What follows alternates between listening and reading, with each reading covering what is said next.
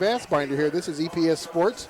We can be heard to watch tonight on channel 328, or if you're out of the area, especially the folks trying to join us out there in the Glacier Peak area, we are on the Evergreen School District channel on YouTube, and you can go ahead and find our stream out there. So make sure you share that information for people far and near, so you can make sure you can enjoy some high school football here in the Pacific Northwest in Southwest Washington. And here we go for the kickoff as we get ready to start this game.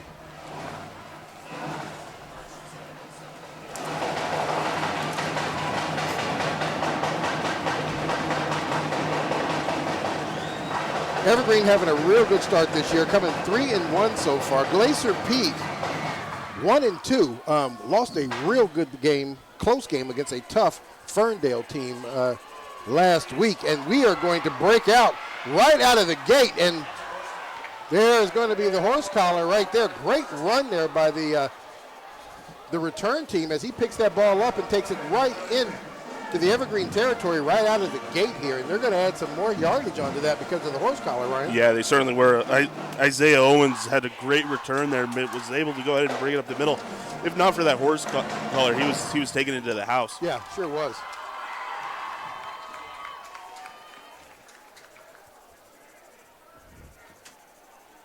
So with the horse collar, that'll tack on an additional 15 yards. So Glacier Peak is going to get this ball in some very, very good field position here. And here's just a kind of peek at that replay here.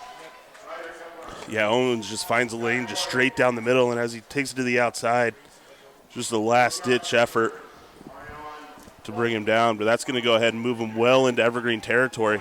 They're going to, after the penalty, they're going to spot that ball at the 29-yard line. So Glacier Peak here having the ball offensively for the first time tonight here. Quarterback is Lucas Endler. Crocker is the running back, number 24. They're going to hand that ball off. Crocker finds a crease, steps to the outside, and he is going to get all of it. It looks like maybe about a yard short on that, but definitely 9 yards on that game.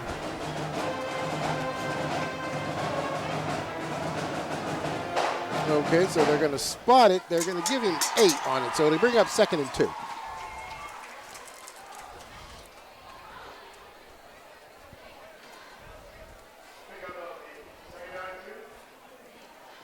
Bunch formation down here at the bottom of your screen.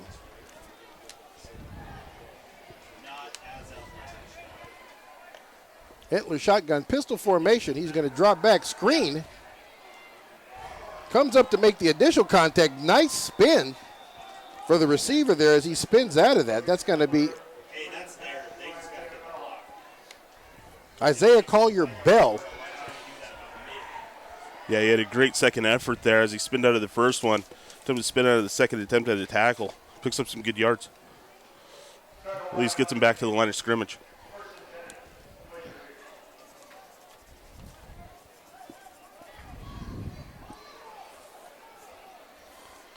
Glacier Peak can get a first down without scoring a touchdown. They need to get the ball down inside the 2. Entler now sends his man into motion. Hands the ball off to the running back. That's Crocker. Crocker does a great job. Steps inside of that block. And he's going to get down to, it looks like about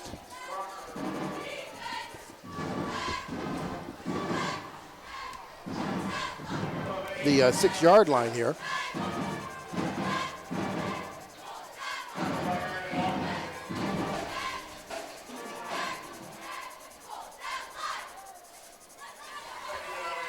All right, Entler now comes back up to it, brings the team to the front.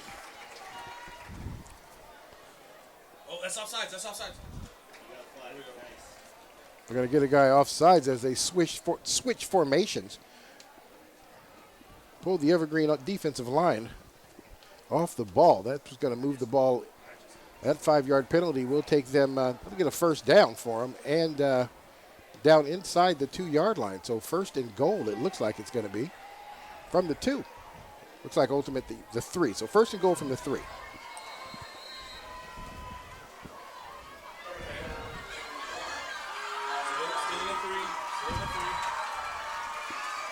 Pistol formation. Single receiver, they're going to give to Crocker. Crocker gets inside for the touchdown. So Glacier Peak, off some good special teams, a big penalty, and two good running plays by Crocker, and they're 6 points on the board. Yeah, they've had a great start to this game. They've shown that they can certainly move the ball on the ground. Uh-huh. I mean, they definitely benefit with the penalty off the kickoff, but they've shown that they've been able to be successful offensively so far. Yep, they sure have. So we'll see here what's going on here as they kind of move the ball down through there. Crocker looking like a running back that's able to find the space out there on the field and get himself into it to make some extra yards. Yeah, for sure.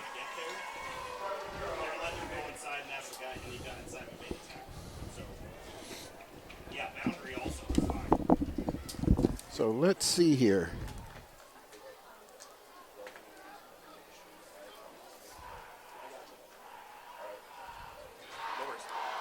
All right, well, Crocker, not a small guy. They have him listed as 5'10", 185. Yeah. So, he's going to be a load to bring down. And once he gets some momentum here, we'll see what's going on.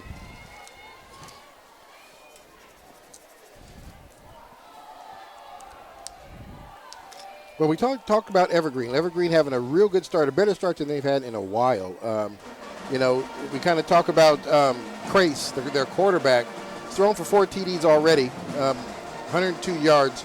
Bethune, their running back, back-to-back 100-yard games. Yeah, and they had a big game last week. I mean, they went up and they beat Kent Lake 43-0. Yeah. So, I mean, they've shown that they can certainly go ahead and move the ball offensively. Yeah, they sure can. They sure can. Just kind of see what's going on here. See how they put their D1 prospect in there. Arthur Band, their tight end. He's definitely somebody they could be trying to get the ball to out here tonight. So we just kind of see how everything kind of plays out. We got the kick. That's going to be real low. That's going to get past him. And he'll pick it up at about the 1. And it looks like he's going to make it back to the 5-yard line. So Glacier Peak, nice kick, keeping it low and on the ground. Evergreen struggles to get it up, and they're going to take the ball out deep in their own end zone there. Deep in their own territory. It's like 1st and 10 from, it looks like the 5-yard line. Yeah, that's certainly a mistake on Evergreen, not being able to fill that ball cleanly. It puts them in a tough position to start this offensive drive. It sure does. It sure does.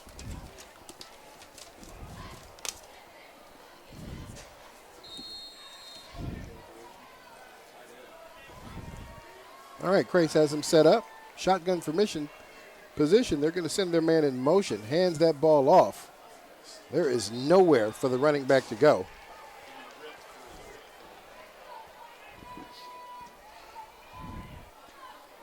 And they will get back to the line of scrimmage, and I think that might be generous to give them the ball back at the line of scrimmage. That's going to bring up 2nd and 10.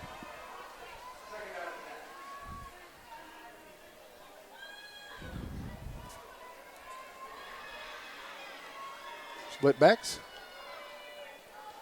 We're going to hand that one off again. This time he gets out to the end, finds the edge. There is a penalty flag laying out there at around the 1-yard line. We'll see ultimately what that's going to be about. Looks like maybe a false start. We'll see what it is after the conference.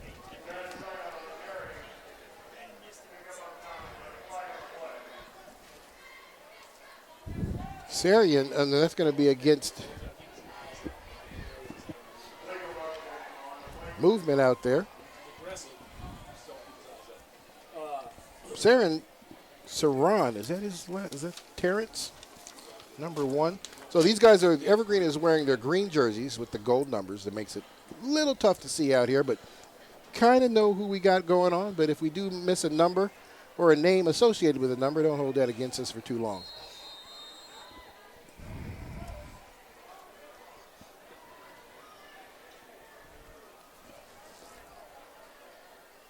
So shotgun formation, we got slot receivers there to the large side of the field.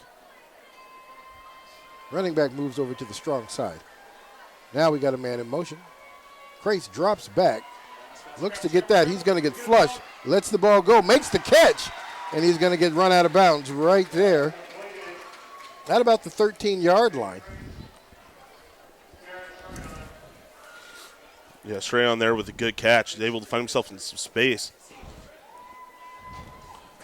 Crace did a good job evading the the rush there, kind of rolled that outside, give him some more time.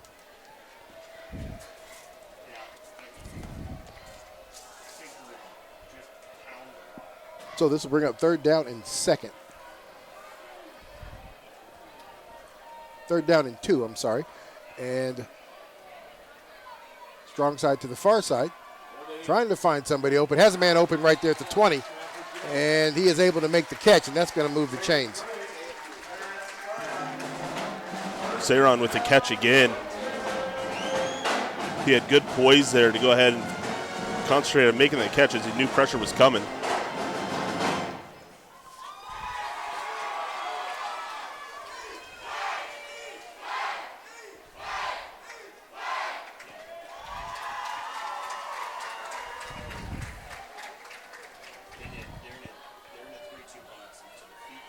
Hands that ball off again.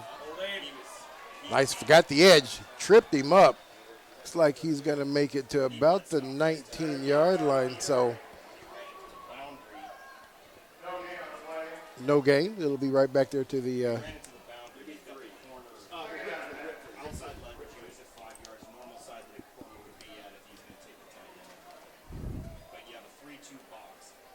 so 2nd down and 11.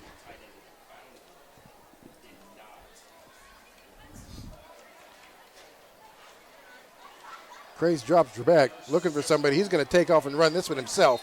Slides at the 20. He'll just get back maybe a yard on this play. Looks like he does. They will give him a yard. 2-yard gain on this one. 3rd down and 9.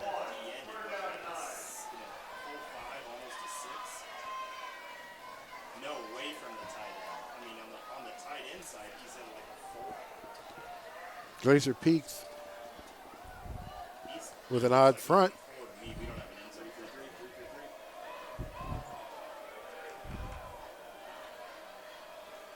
Craze drops back. They get flushed, stays in there a little longer, has a man open, makes the catch. It's the first man move, moves out to the outside. That's not going to be enough for the 1st down. No penalty flag. That should bring out the punt team, and here they come. Yeah, the catch there by Anthony Lambert, just not quite enough.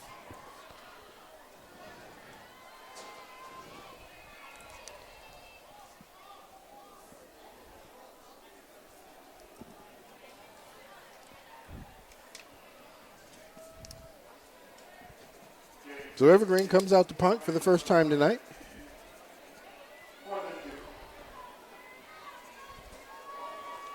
Able to bring that one down. End over end, and they're going to let that one roll. And it'll come to the stop at the 31-yard line. So Glacier Peak will bring their offense back on the field. 31-yard line, 1st down.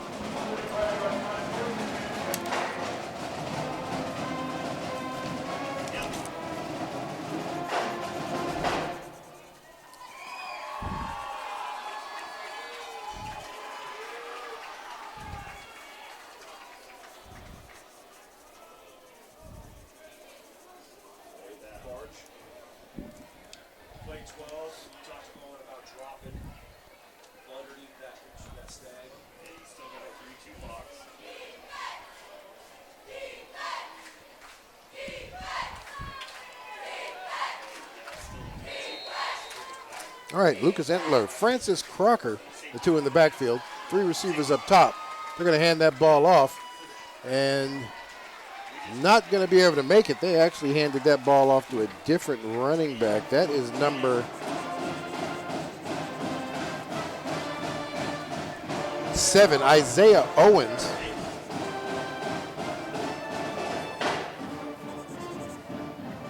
Owens, only a sophomore, out there getting an opportunity on Friday night.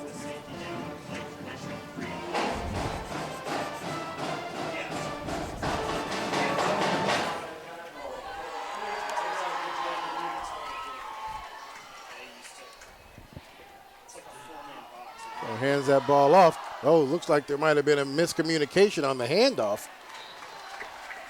Hitler turned one way and the running back went the other way. Yeah, Endler doing a good job there to get back to the line of scrimmage. Yeah, sure did. Costly mistake there. They lost a yard on that. That's going to bring up 3rd down and 9. Pistol formation. Well, this time he'll move over to the strong side. 3 receivers on that side.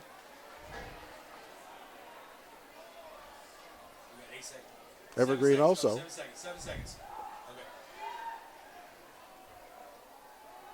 Roll out. Front side, there you go. Stretch your front As a man rolls out to hit the running back. Not able to hold that one in. That is going to bring up a 4th down. And that should bring the punt team out for Glacier Peak Grizzlies as well. Yeah, Owens just not able to go ahead and bring that one in. Even if he did, it wouldn't have been enough to move the chains. No, he was covered pretty good. The backer picked him up right out of the backfield pretty good. Yeah, he did. It was a good defensive stand by Evergreen. Much better than the first trip out to the field. Yeah. So here we go with the punt. That's going to go pretty much up and down. Looks like it's going to bounce out of bounds right at about midfield. So Evergreen will get the ball in some pretty decent field position.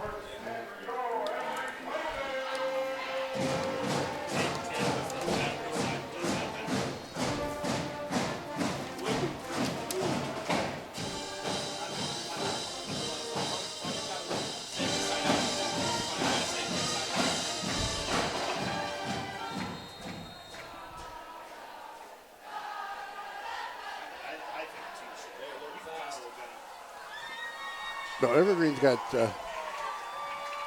slot receivers out there on the far side. They're going to move the running back over to the weak side. Has a man right there on the far side. Nice open field tackling right there as he makes the first person miss. Gang tackled him there on the right there at the 50-yard line, so no yards gained on that. It'll be 2nd down and 10. Glacier Peak's defense covering ground pretty fast once the ball is caught. Yeah, they've shown up well so far tonight. Haven't let a lot get behind them.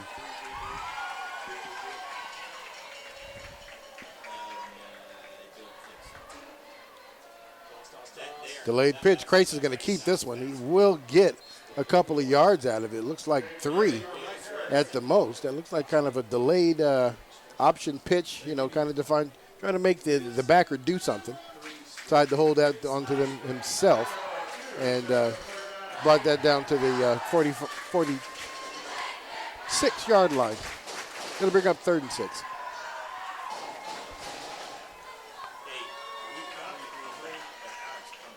Strong side down here at the bottom, slot receiver.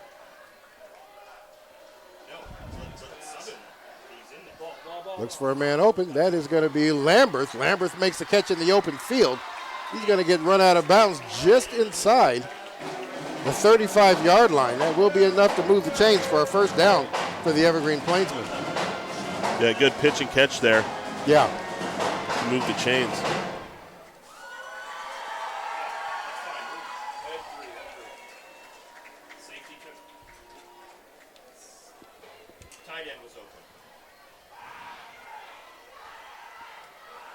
Lamberth now switches sides of the field.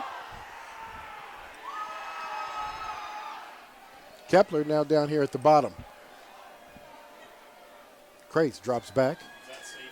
Has a man open down the middle. That ball's going to get picked off. Drops it down in front of it.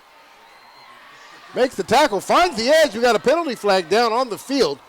But that ball is going to get picked off at around the 20. He'll make it back to the 30. And we may have had a blindside hit. Yeah, that's what I'm seeing. Great read by Isaiah Olson there to go ahead and come up with a pick.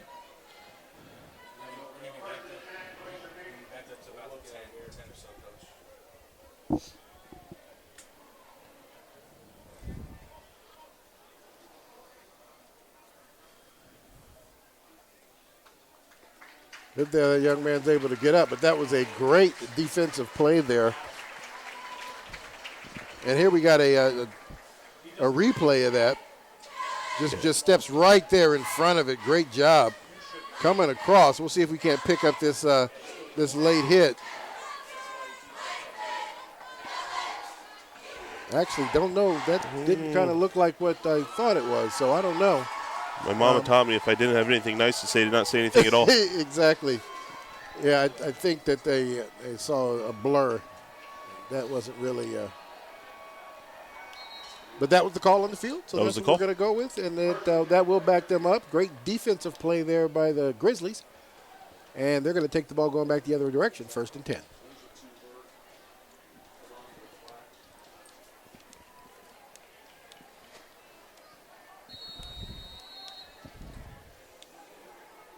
Francis Crocker back on the field as the quarterback, the running back. Got trips into the boundary over there. They're going to hand this off. Crocker gets to the line of scrimmage, and he is not going to do much more than that. They are actually going to stop his forward momentum at a large yard lost to bring up a 2nd down and 11.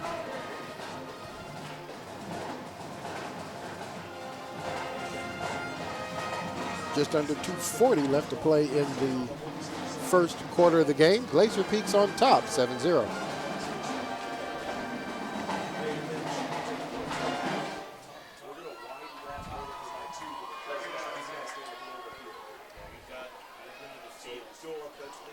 Glacier Peak again now, changing formations. Strong side to the outside. Going to give that ball to the running back. And he looks like he'll make it to about the 23-yard line before he is stopped. 3rd down.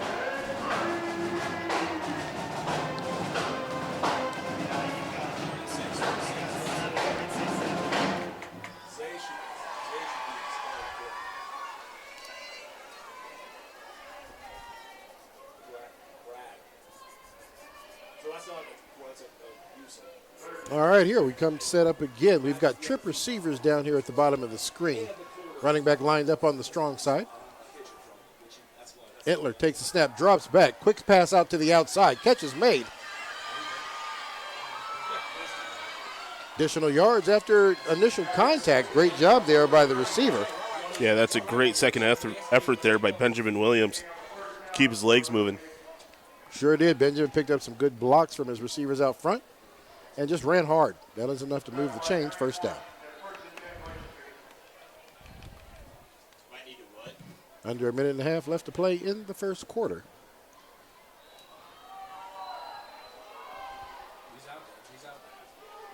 Slot receivers on the far side. Pistol formation. They're going to give it to the running back again. Nice job there with the running back as he's going to get across the 35. He stopped right there at the 37-yard line. Yeah, Crocker having a great game so far. Almost halfway there, 2nd and 6. You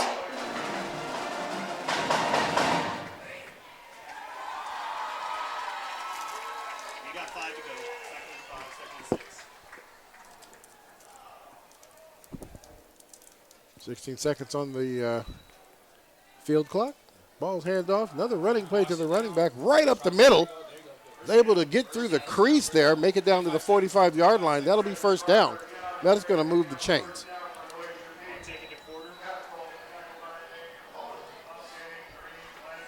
Yeah, Evergreen's going to have to find a way to stop Lucas Crocker tonight.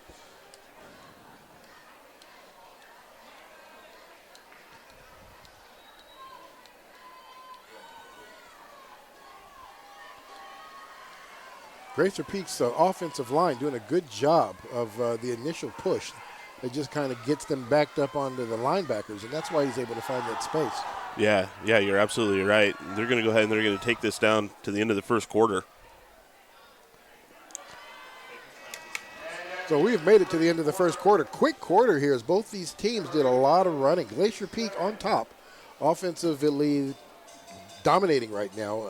Evergreen showing some promise, and then they throw that pick down there when they get just outside the red zone. So. Yeah, you're right. I mean, both teams have shown that they're able to move the ball. I think this is going to be a defensive battle tonight, depending on who can come out on top defensively. Yeah, exactly.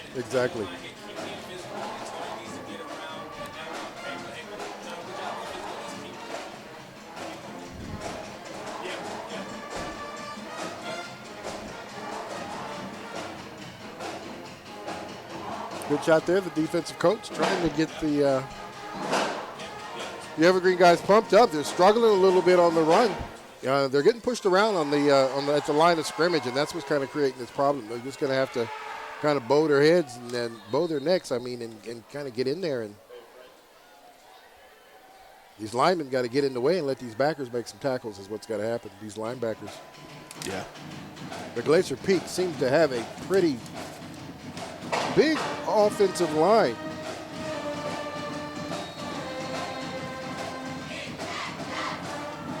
See about an average of about 250.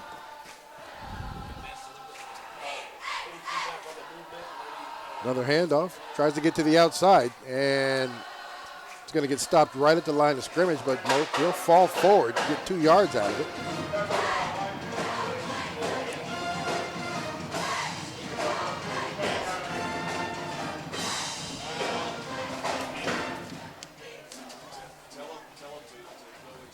Isaiah Owens checks back into the game for Crocker.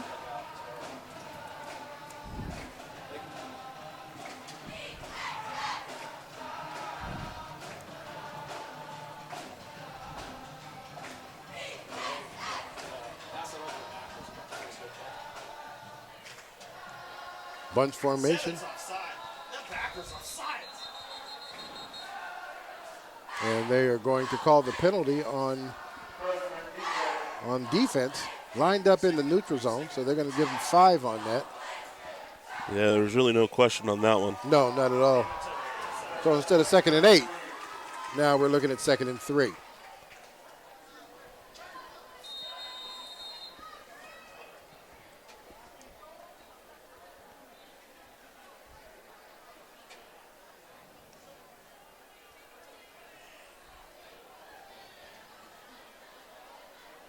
All right, we're ready to set up again. Switches formation, and they're going to hand this off to the running back. He finds space, takes a big hit. It's going to take him backwards, but it's only after he is scampered for the first down. That'll move the chains. 1st and 10 for Glacier Peak as they line up at the 37-yard line. Yeah, it's a great run there by Isaiah Owens. I think he was expecting one more block that he didn't quite get. Right. Took a pop, but he got the yardage, so it was all worth it.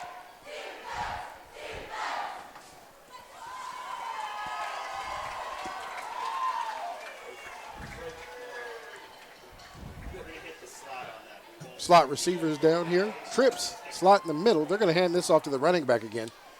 Owens does a good job tucking in right behind his blocking.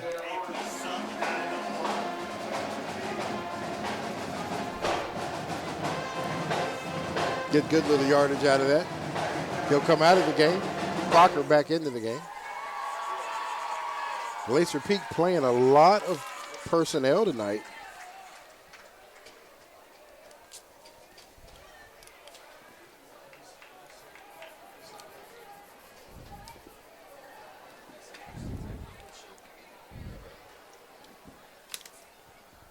Hand off to Crocker. This time Crocker is going to get wrapped up right there at the line of scrimmage. He won't get much after that.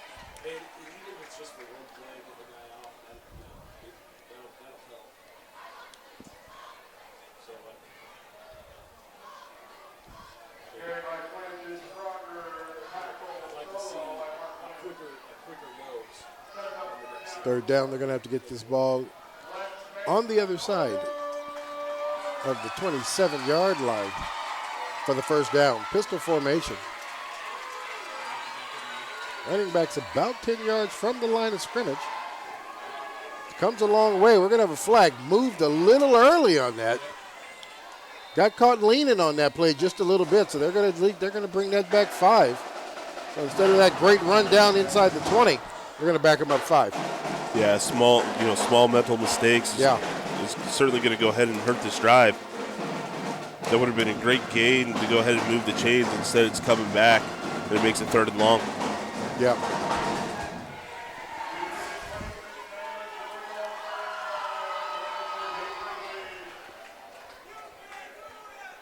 So with the movement on Crocker, that backs him up 5. So instead of 3rd and 4, they're looking at a 3rd and 9.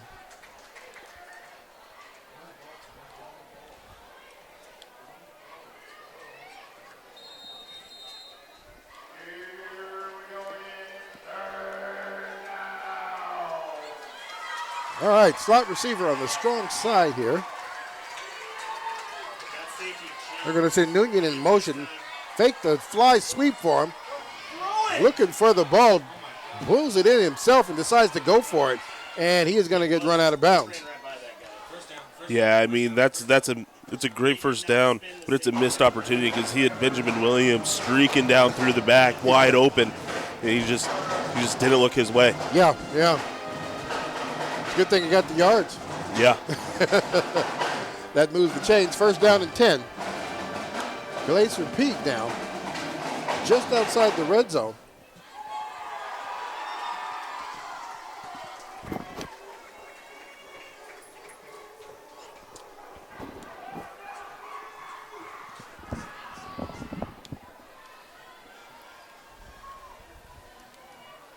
All right, he's sending Noonan in motion. They're going to hand this ball off. It looks like we have got a penalty flag again.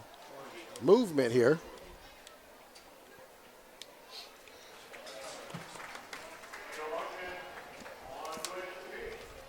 Yeah, Glacier Peak certainly just shooting themselves in the foot right now. Yeah, they sure are.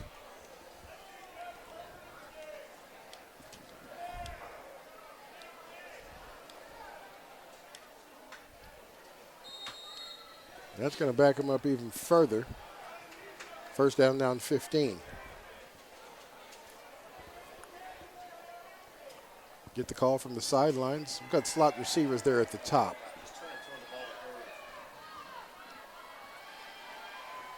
Strong offset. They're going to hand that ball off. Finds the outside, but he's going to get wrapped up right at the 25-yard line.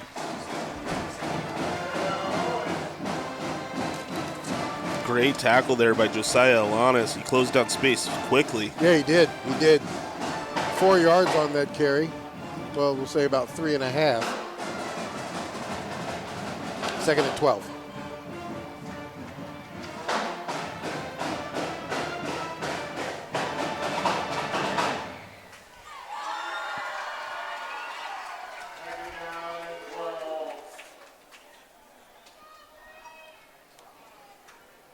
Bunch set, motion to the far side, reset, hands that ball off.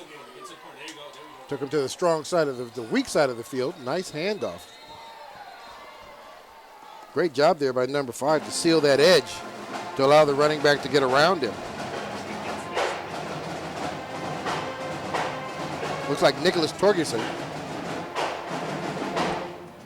seals that edge for Crocker to get around there. Nice run.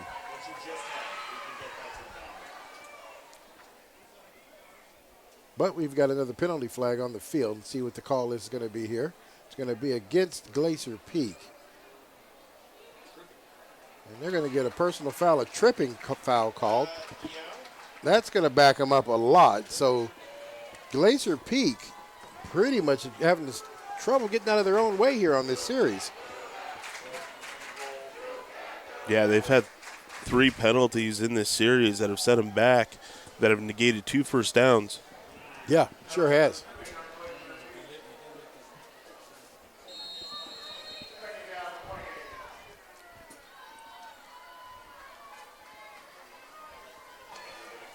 Trips down here at the bottom. Go to the far side, makes the handoff. That's going to be another penalty flag.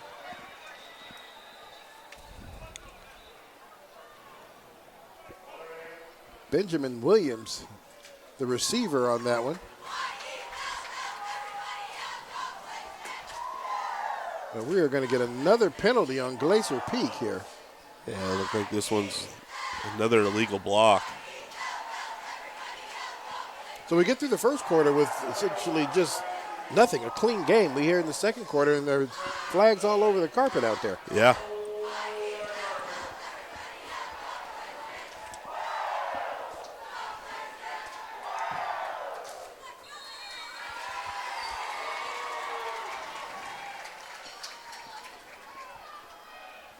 All right, Glacier Peak lines up again. Second and way too many. They need to get down inside the 15 to move the chains. Reset formation, strong side to the far side. They're going to hand the ball off. Nowhere for the running back to go as he gets back to the line of scrimmage. It's going to be third down.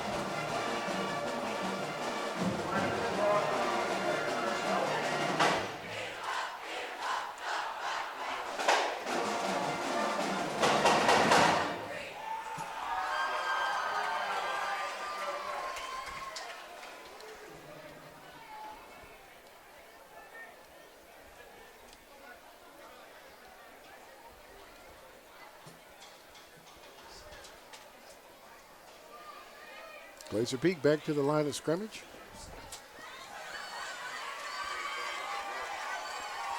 Strong formation. They're going to hand that ball off, and it looks like There's another we have false got start. movement. Looks like the running back Crocker is leaning. He's anticipating the count, and then he's leaning with it. So they're going to lose another 5. Takes it to 3rd and 42. You ever drop a play for 3rd and 42? No, there's no play in the playbook for that one. No such thing as a play for that. That generally means punt. Slot receivers down here at the bottom of the screen. They're going to give the ball to Crocker. Crocker does get across midfield. Nice run as he gets all the way back to the 35. And even as good as that run is, it's still going to be 4th down and a lot. So we'll see what they're going to go for here. Great run by Crocker. Now, what that does do, it does put them in 4-down territory with that big run, so they can still go ahead and give a shot at it. But it does look like they're going to go ahead and bring the punt team out here.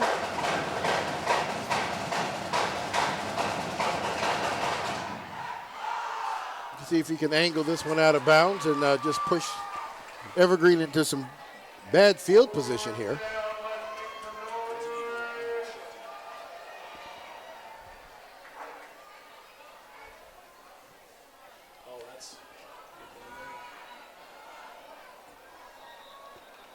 And he is going to fair catch that just inside the 5-yard line. So Evergreen's going to take the ball as deep as they can possibly be in their own end zone, in their own territory. 1st and 10 coming out. Yeah, it was a great punt there by Glacier Peak. Go ahead and pin Evergreen way deep into their own half. Yeah, they sure did.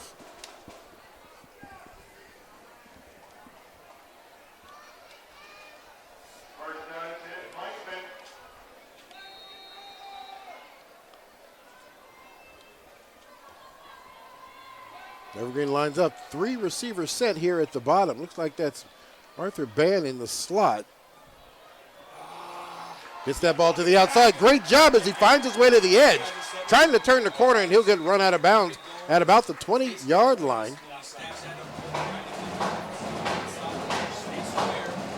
Is that Amani Jackson with the carry there? Yes, it sure was. Number 23, Amani Jackson, sophomore, out there. Nice job by the sophomore as he gets great yardage. Gets out to the 20-yard line. Moves the chains 1st and 10.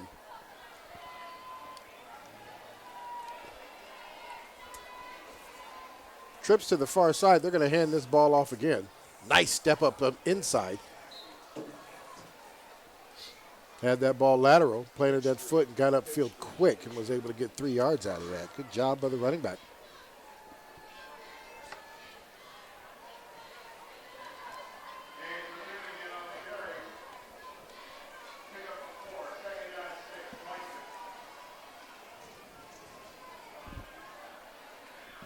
Ryder Kepler, far side, sit in the slot.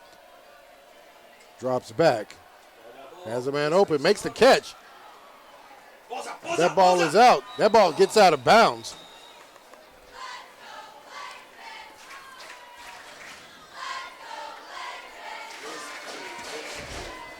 Yeah, Ja'Kai Clardy with that catch, getting lucky. Yeah, he sure was lucky that they fumble didn't see went that out of go out of bounds. bounds. We got a replay here. Yeah, Clardy certainly does catch it. He makes a move, and that ball does come out.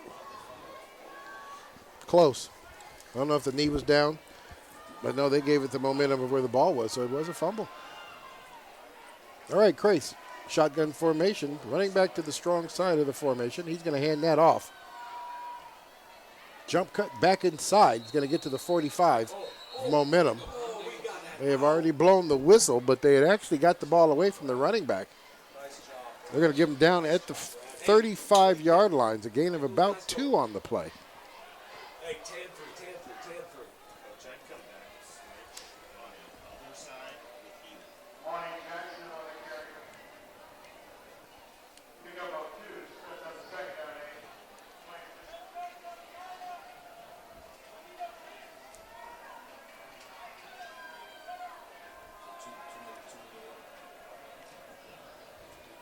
Grace drops back, trying to find a receiver. He's going to get flushed out of the pocket. Decides to take it on his own. And he is going to run the quarterback out at about the 39, 40-yard line.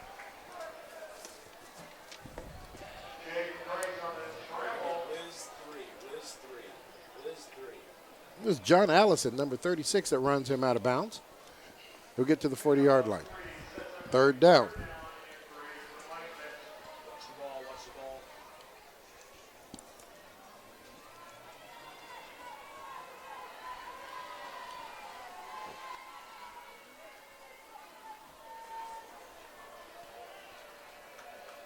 Slot receivers on either side, brings one in motion. Screen is going to get that ball back out. And great job there by the Glacier Peak Grizzlies as they close on that receiver quick before he can get anything. He's going to lose a couple out of that. Going to bring up fourth down. Yeah, Glacier Peak has done a great job tonight in their closing speed. Yeah. Once you catch the ball, they close pretty quick.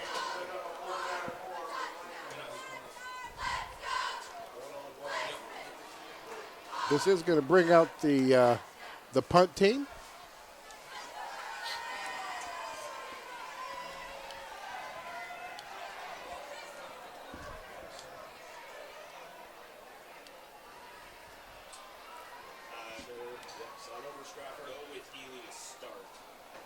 Nice snap. Delayed on the punt. I'll push that one out there. Not as good as the last one, but it does make it down inside the 30-yard line. Looks like they're going to down that at the 26. Glacier Peak will take it over from there. Yeah, something to keep in mind. I mean, Jaden Crace is the punter as well. Yeah. And so, I mean, that delayed punt, he could have been looking for, who knows. An opportunity. Right? Yep. No, you're right. You're right on that one. Glacier Peak definitely coming out here looking for a better series than they had the last time as far as penalties are concerned. At least 25 yards in penalties in the last series. At least. Had. Hands that ball off right up the middle. And I tell you, Crocker, I mean, he just stayed right in behind his blockers. Got all of the 10 yards on that one. That's going to move the chains, 1st and 10. Yeah, you certainly moved the ball well tonight so far.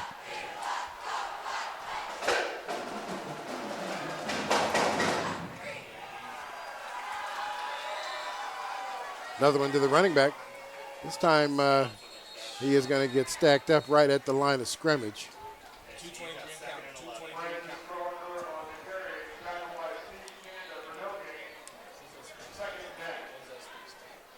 Yeah, that time Crocker just runs into traffic. Can't find a way around it.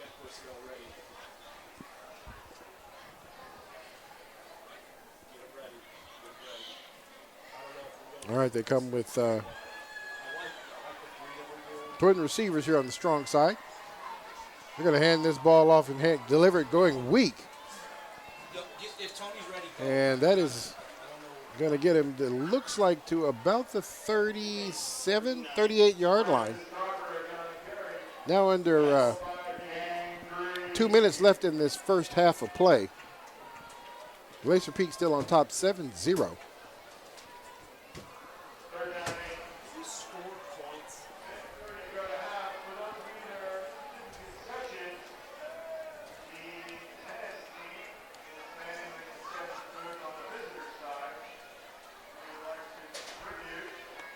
Well, it looks like trying to figure out what play they're going to run. They are taking a lot of time off the clock here. The field clock down to 1.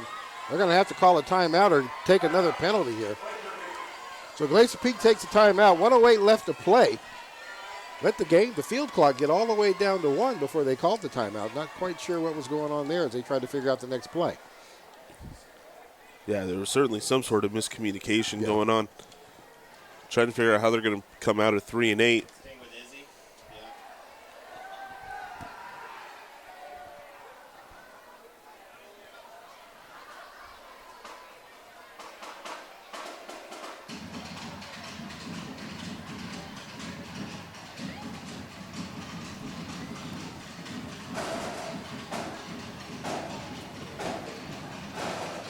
You know, somebody who's been quiet tonight for us, I've seen him out there lined up, is Arthur Band. Hasn't made a reception yet this first half of this game.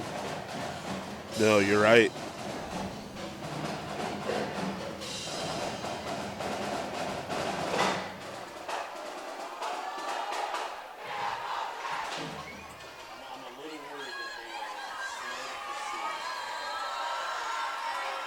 All right, back out here again.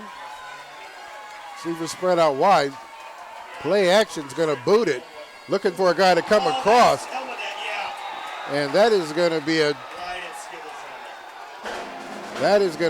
hit that he did not see coming.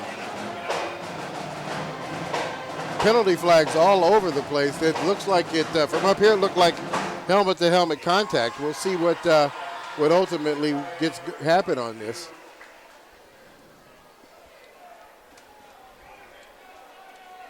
Yeah, the hit there made by Ja'Kai Clardy, who's been a big target tonight for Evergreen.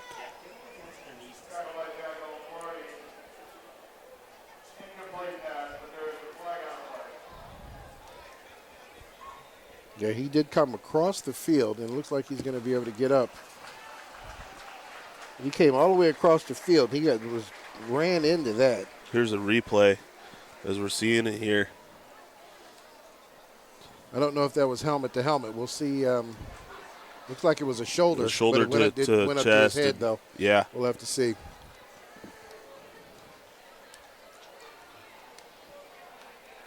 Definitely a personal foul. Let's see if they're going to call it flagrant and ask this young man to leave the game. We'll see how that works. But it is definitely going to be a 15-yard penalty, and it will move the chains.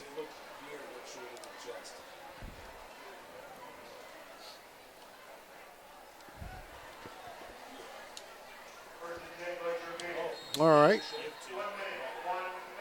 Penalty. They're going to hand the ball off. Crocker again tries to go to the weak side. 53 seconds to count. Going to get about, I'll give him 2 on that one, actually. Second down and 8.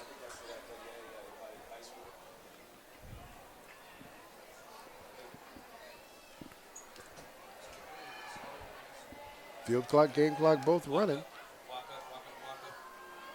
Hands the ball off. Another one. Nice inside move there by the running back as he gets down to the 30-yard line. Great run there by Crocker. Yeah, great run there by Crocker. Glacier Peak with 2 timeouts left. 21 seconds left in the half. The clock will run once the chains are reset. And it looks like they do call the timeout with 21 seconds left.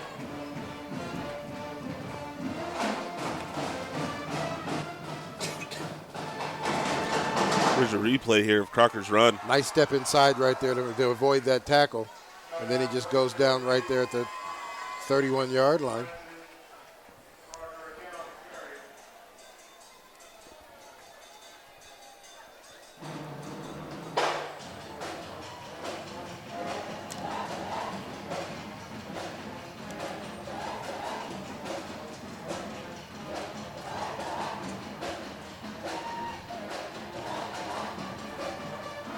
Glacier Peak's offense back on the field.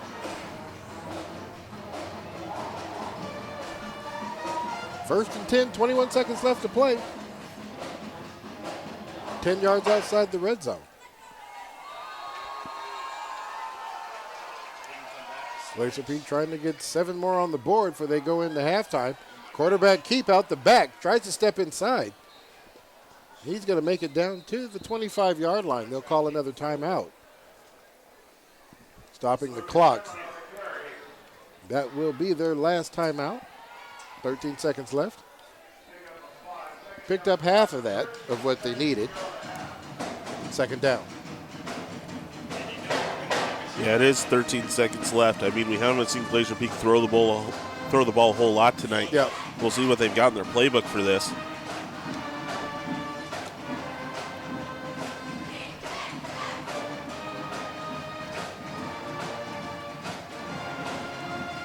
With no timeouts, you have to at least get past the line to gain or out of bounds. Right. If you want a shot to kick a field goal to finish the half.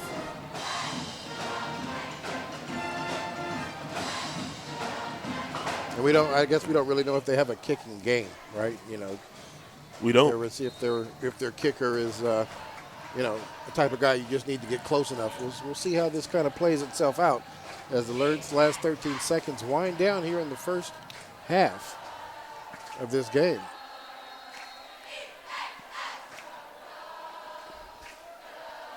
Drops back for the pass, does go for the outside. That incomplete pass will stop the clock. 3 seconds ran off on that play. That'll bring up third down.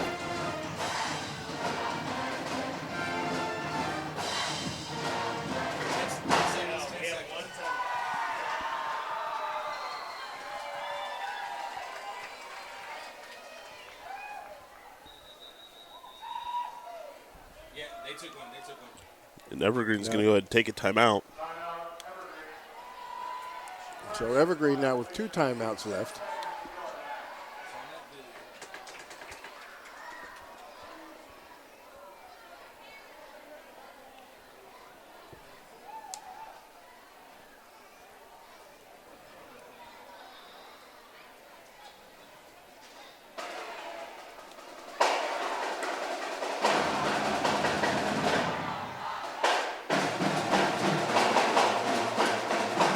This is a big play for both teams. Evergreen getting the ball back in the second half definitely wants to be able to stop them here as they have their opportunity to tie this game up in the first possession of the third quarter. Glacier Peak trying to solidify a bigger lead as they go in with some type of momentum here. So definitely some chalkboard talk for both teams at halftime. They tried to figure out, Glacier Peak obviously tried to figure out penalty-wise, how that has just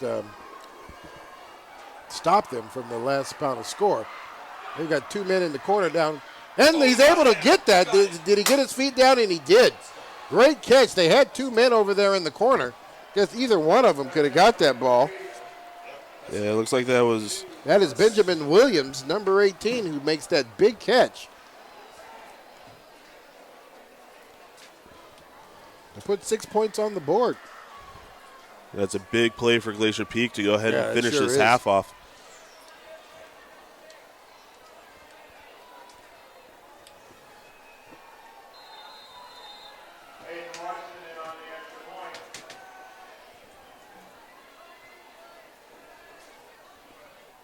Set up here for the extra point. And we got a penalty flag motion on Glacier Peak. That'll back them up 5. So they'll try this again, 5 yards deeper.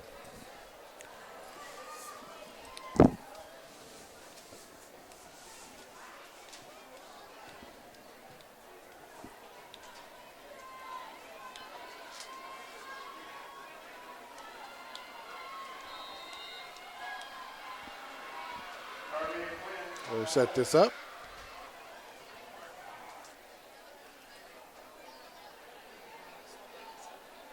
Got it, and it is good. So Glacier Peak pushes the score out to 14 points. Evergreen still yet to score here in this first quarter. 4 seconds left in the first half. Here's the replay here of the touchdown. He's just able to Great find. job.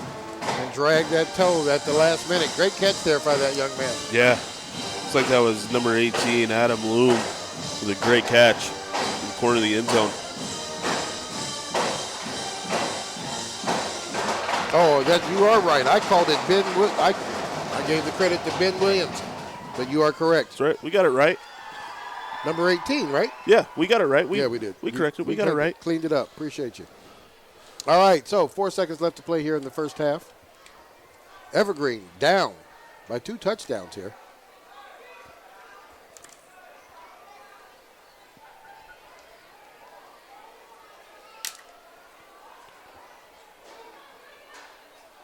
Opportunity here for a big special teams play for the Evergreen Plainsmen.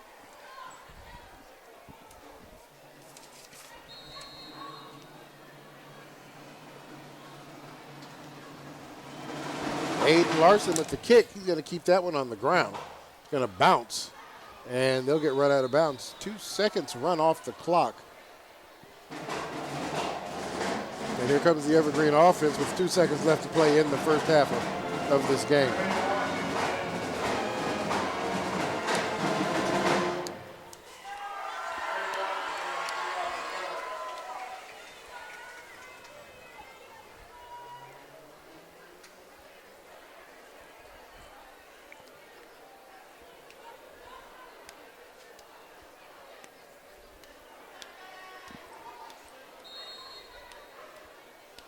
It's like Evergreen may just be taking this to half. Oh, yep, they sure are. They'll take the knee. That will run the clock out, and that is the end of the first half of football. Glacier Peak on top, 14-0 over the Evergreen Plainsmen. We'll be right back for the third quarter.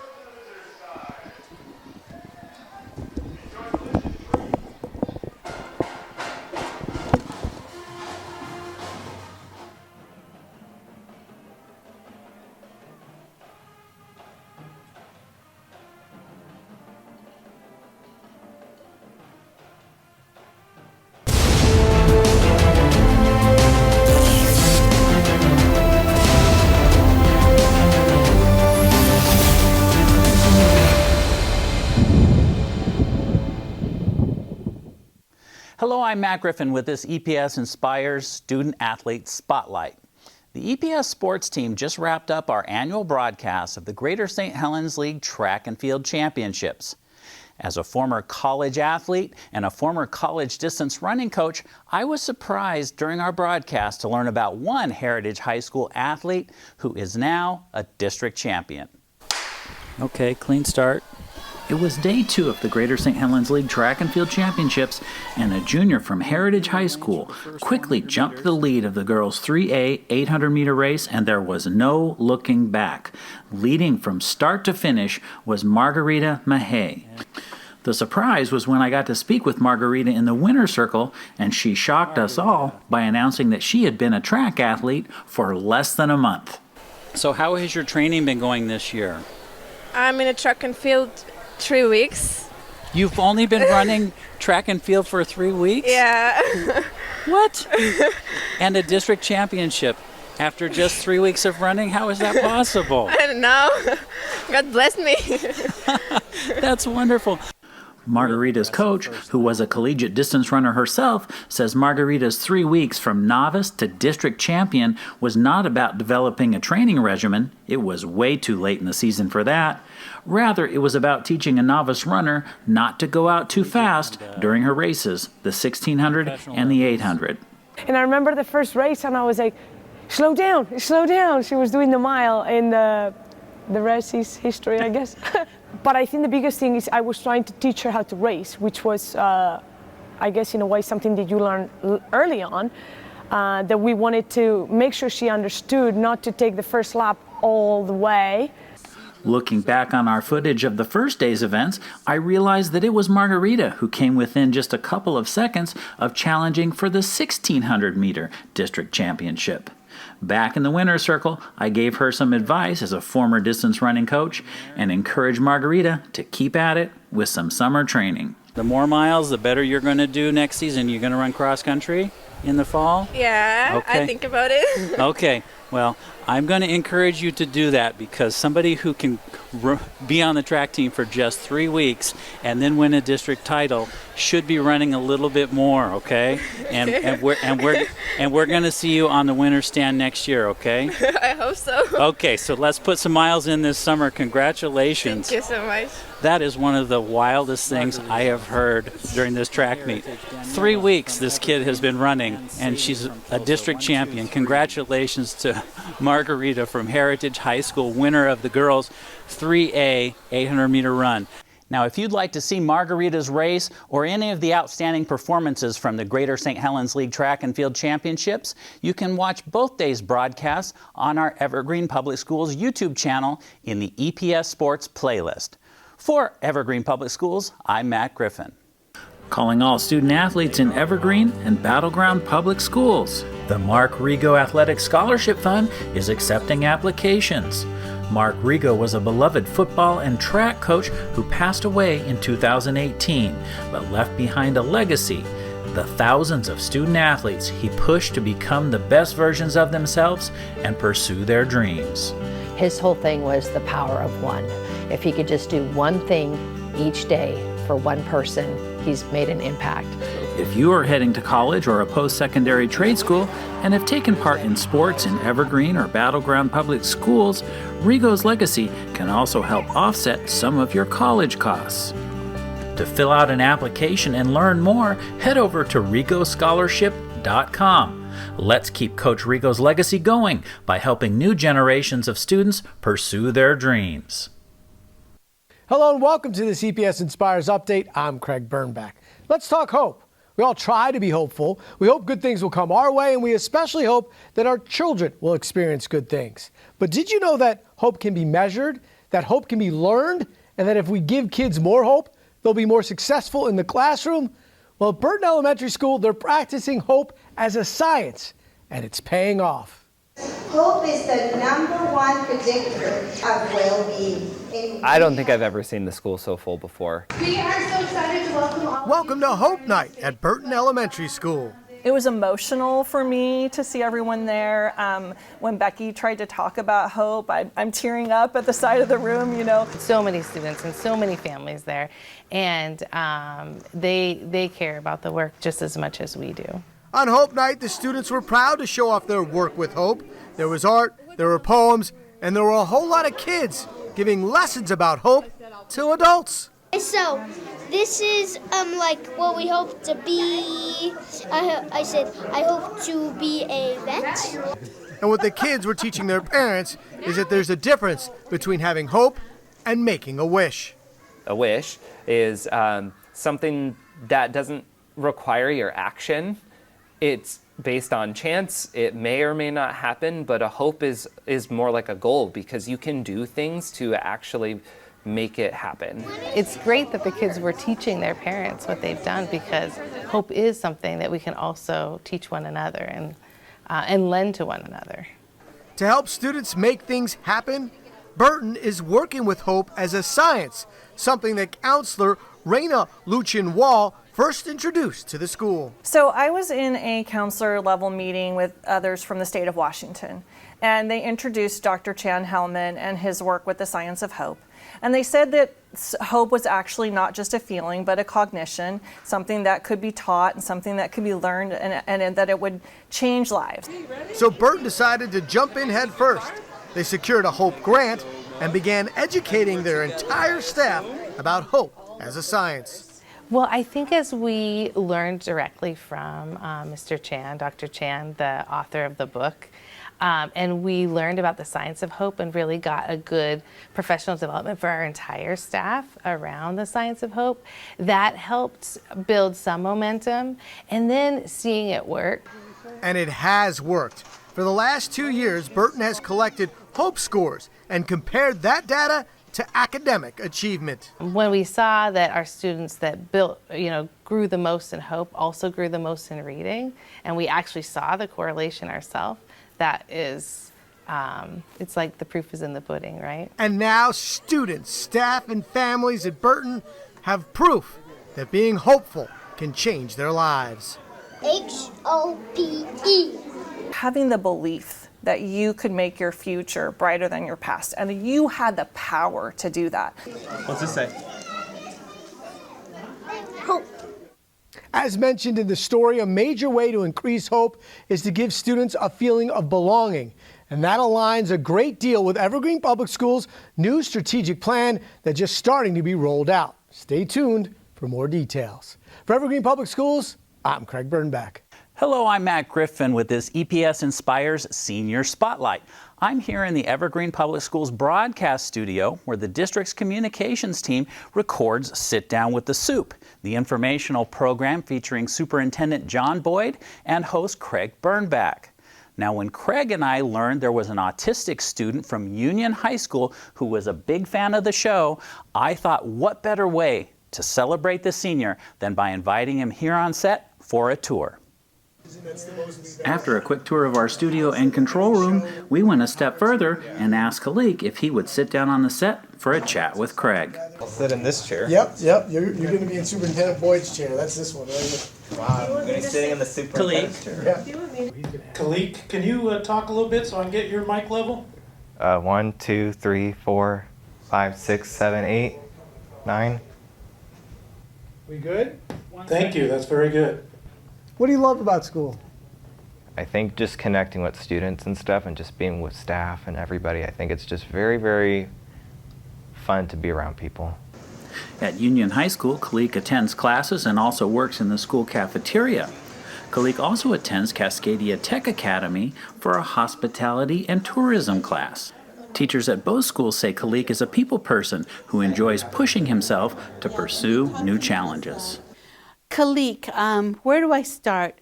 The moment he walked into class, he comes in every day with a smile, and he actually says hello to everyone, or good morning to everyone. And he's so inspiring. And just like any other student on the spectrum, everybody's different, and his take on things is if it's something that's interesting, it's something that he likes, he's willing to go after it and go after it hard. And with the sit down with the soup, or it's his work at Cascadia, he said, hey, this is a new experience that sounds like something that I might be interested in, so I'm going to go full force at it. Back on set, Khalik tells us that Union High School has felt like a home away from home, and graduating is going to be bittersweet. Had a lot of good teachers there. I have about a month and a half now left with them, and it's gonna be kind of hard for me to leave them because it's like a good community. Feels like a family going to that school. And Khalik has so enjoyed being an Evergreen Public School student, he has visited every school in our district, learning facts about each, and even made a PowerPoint presentation to share with fellow students and teachers. You couldn't ask for a better advocate for how schools make for stronger communities. What's so great about Evergreen Public Schools? What would you tell them? I guess I could say we have a great community here, and I think it's very, very good to have this community because a lot of people these days are deciding to come to our district and stuff, so I think the more we spread the word and get people to come into our district, the more we'll get more people to come into this community and feel like they're welcomed. As we wrapped up our interview, Superintendent John Boyd came on set to say hello. Oh, there's Superintendent Boyd.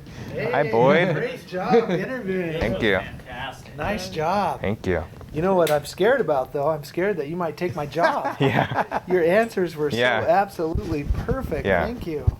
After Khalik's time on set, we asked his mom, Angie, to reflect on his time as a student and his willingness to try new things. Everybody he comes in contact with, he's just smiling, happy. He puts everybody before himself. So he's been just an amazing kid, and for having autism and having a lot of things change, he's really willing to try a lot of things, which has just been amazing. And then, of course, no Sit Down with the Soup guest host gets away without a souvenir photo.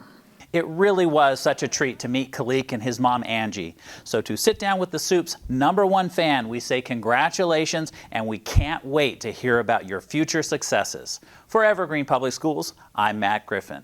I am delighted to welcome you here to our brand new Evergreen High School Skilled Trades Center. Within these walls, our students will develop practical skills, critical thinking, and of course, a strong work ethic.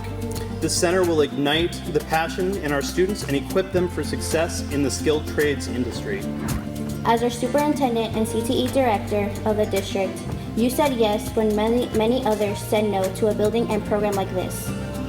Thank you for providing us this building and the opportunities that this will continue offering us. I firmly believe that the construction programs like these have done and will continue to do amazing things because of your generosity, support, and this incredible Skilled Trade Center. Thank you. I'd like to express our heartfelt gratitude to all those who contributed into making this Skilled Trade Center a reality. Your generosity transformed a dream into a remarkable facility that will benefit our campus for years to come. These students are our future workforce, so this partnership is so important. And especially a thank you to Doug Green for your investment in our kids, your vision, your commitment to this project. You have a lot of choices of where you want to dedicate your resources, and we are so appreciative that you chose to support these students. Thank you, Doug, for the financial commitment, but also believing us here in Evergreen Schools, for believing that our staff and students will make sure that your investment pays off. And students, I want to make it clear that I and everyone standing in this beautiful new building believes in you. This building is just more proof that if you are provided with the right tools, the right resources, and the right guidance, you'll build a brighter future for all of us. And as I read more and more about the need for skilled trade workers in this country, I realized that I needed to have a new mission, and that mission was to promote skilled trades. And so we're here to talk about this facility, and there's going to be others coming in Southwest Washington. And thank you all for coming. This is incredible. The scene is changing in the industry and in the education system. So we're all very, very excited to have your support. And as that continues to snowball, it's going to be phenomenal. So we're going to see life-changing careers just walking out of the door here today with a lot of our kids that go here at Evergreen High. So thank you again for coming. We can't express how appreciative we are of you and the work that you did to make the Skilled Trade Center start from an idea and become a reality. But we do want to honor your contribution to our school, and if everyone could turn your attention to the stairwell there. 5, 4, 3, 2, 1.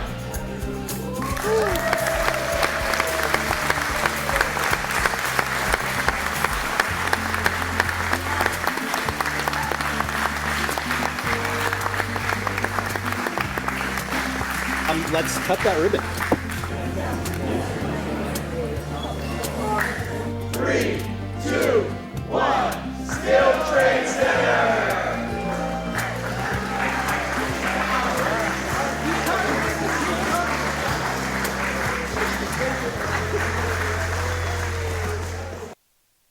Calling all student athletes in Evergreen and Battleground Public Schools. The Mark Rigo Athletic Scholarship Fund is accepting applications. Mark Rigo was a beloved football and track coach who passed away in 2018, but left behind a legacy. The thousands of student athletes he pushed to become the best versions of themselves and pursue their dreams. His whole thing was the power of one. If he could just do one thing each day for one person, he's made an impact. If you are heading to college or a post-secondary trade school and have taken part in sports in Evergreen or Battleground Public Schools, Rigo's legacy can also help offset some of your college costs. To fill out an application and learn more, head over to rigoscholarship.com. Let's keep Coach Rigo's legacy going by helping new generations of students pursue their dreams.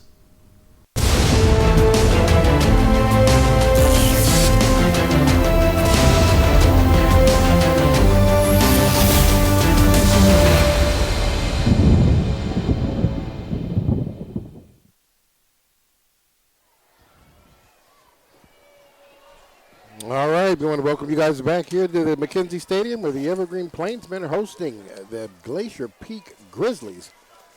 If you weren't here for the first half, Glacier Peak Grizzlies on top here, 14-0. And we are ready here for the third quarter.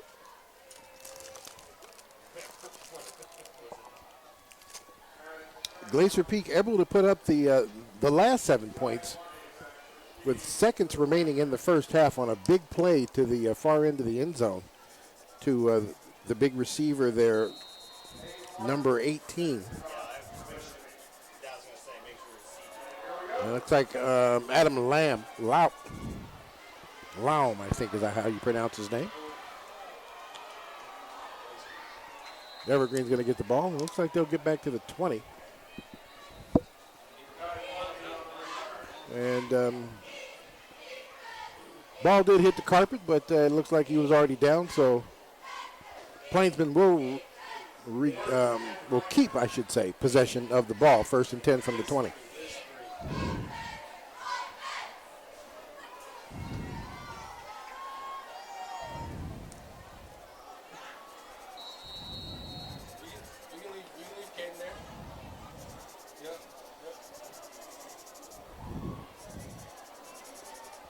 Hands the ball off. Glacier Peak right there to make the tackle right as he gets up to the line of scrimmage.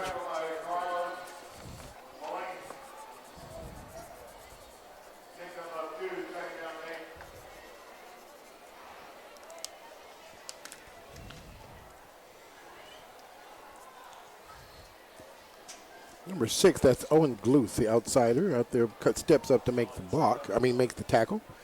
Evergreen lines up, slot receivers on either side.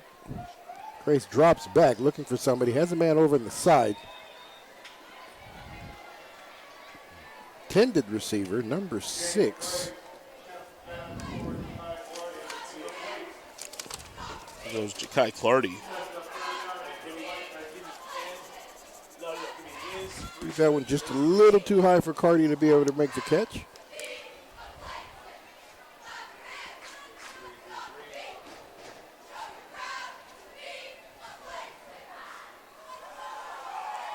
Evergreen slot receivers on either side once again. Running back to the wide side of the field. Grace drops back. Throws it right in the middle. This time there is a catch. It's going to get down to the 35-yard line. That's going to move the chains.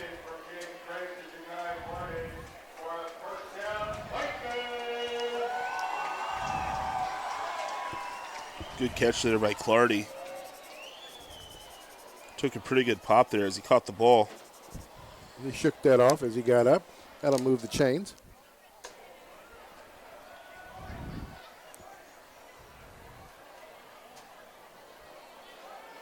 And we're going to have a penalty flag.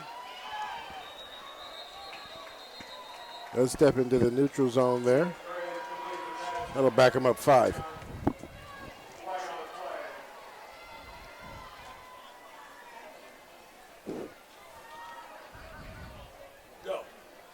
They should be slightly inside shapes before the release outside.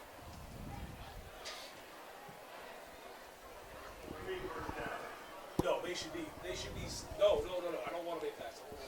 Three. All right, Evergreen now lines up here. So, line out, John, slide outside, it's giving up a seat. No tight end on the field.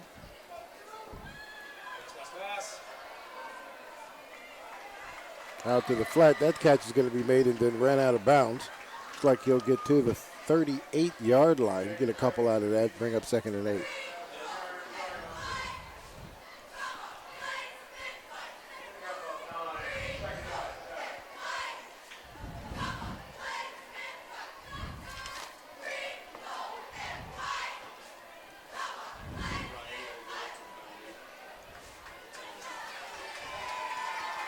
Kepler slot there at the bottom. Streaks up the field. He is going to make the catch.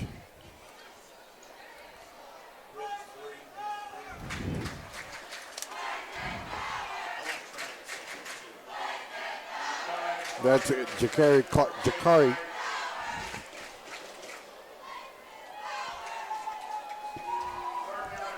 Clarity there on that catch, number 6.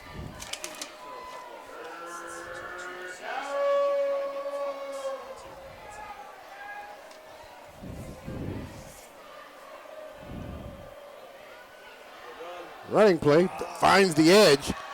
Nice close as he comes up and makes that tackle.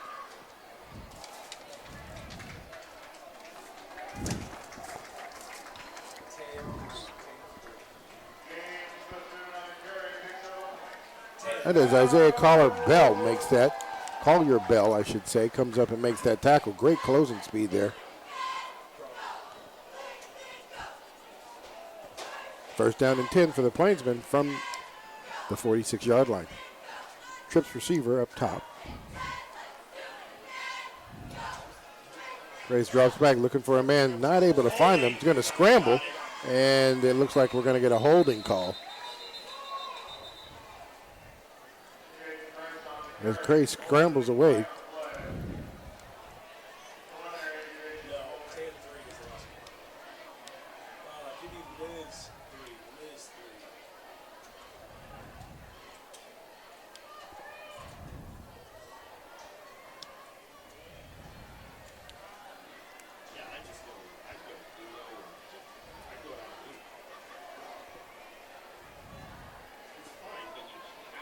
All right, well, that's going to back him up to the 36-yard line. First down now and 20. It's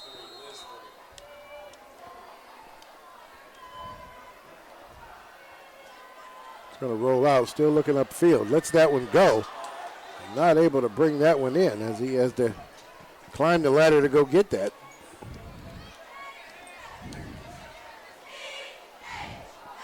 Lamberth, the intended receiver. Yeah, Crace just overthrew that one there a little bit, put Lamberth in a compromised position if he catches that ball. Yeah.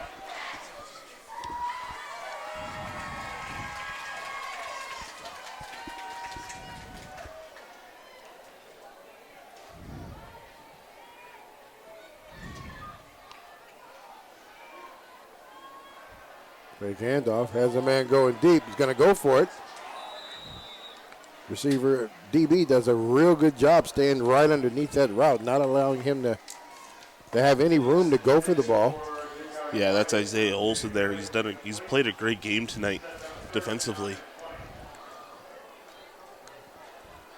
That'll bring up 3rd and 20. Which Olsen listed at only 5'8", 140 pounds.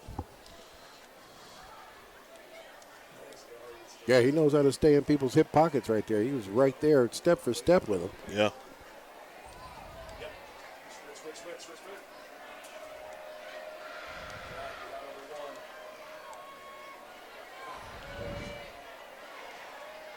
Crace looking for somebody upfield, and he overthrows that. But we do have a penalty flag right down there at the 50-yard line.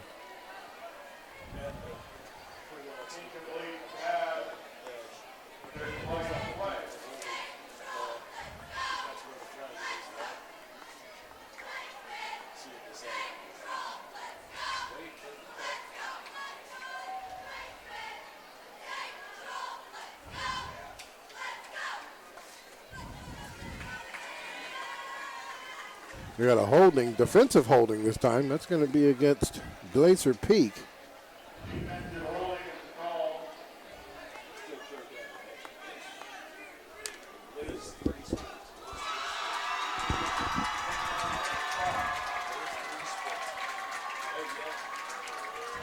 Penalties for Glacier Peak tonight has certainly worth a conversation.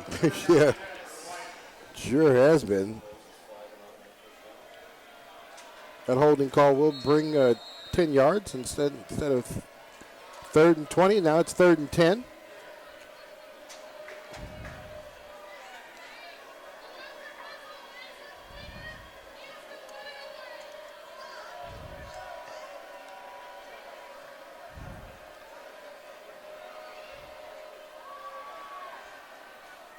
Hits him right there to close out. Not able to hold on to the ball as he comes up and takes a good pop from the Glacier Peak outside backer.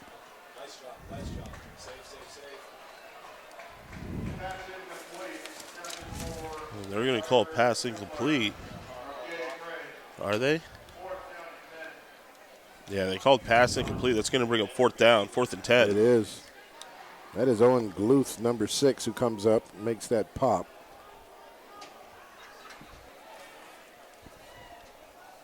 So with the incompleted pass, that'll bring up 4th and 10. They're going to be punting this one away for sure.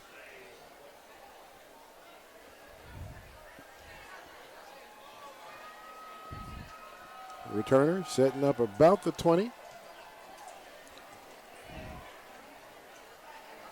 And that's going to take a bounce. Great kick there as that goes out of bounds inside the 5-yard line. So Glacier Peak will get the ball back. 1st and 10 inside the 5-yard line. Yeah, that was a really good defensive series by Glacier Peak. Yeah, sure was.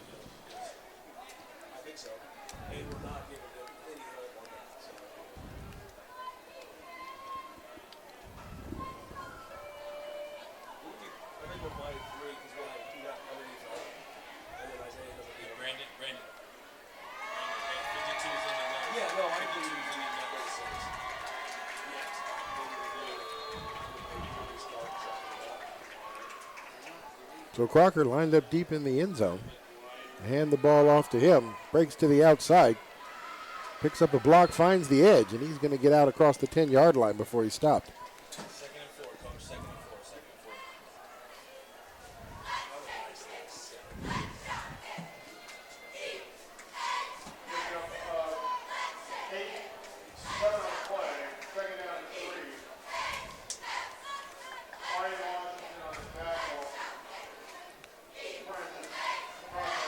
4. They line up again here. Receiver lined up. Off the ball, down on the bottom. We're going to hand this off to the running back again, right up the middle. He'll get a good push there, down across the 15-yard line. That will be enough to move the chains. First down and 10 from the 16.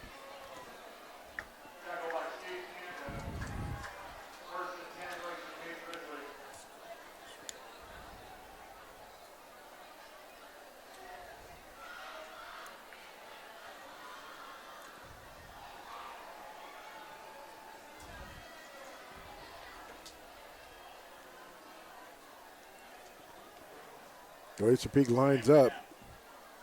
Strong side into the boundary.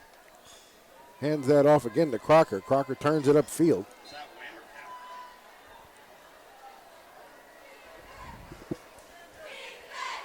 Like he'll get it to, looks like the 21.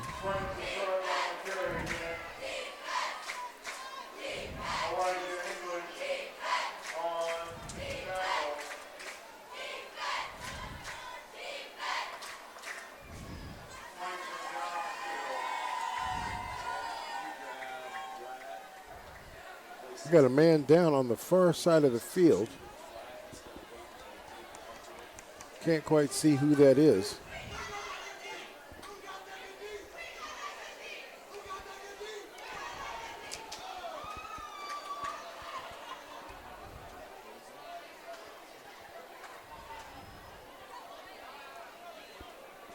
All right, looks like he's able to get up.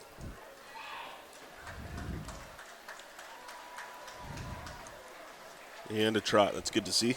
Yep, sure is.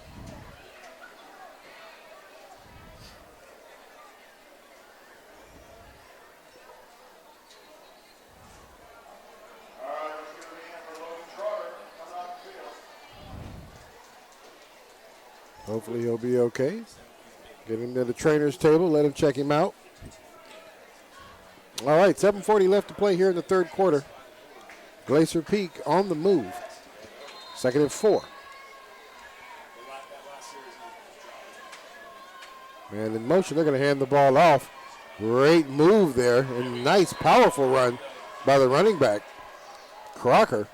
Crocker's going to get down to the 39-yard line, it looks like.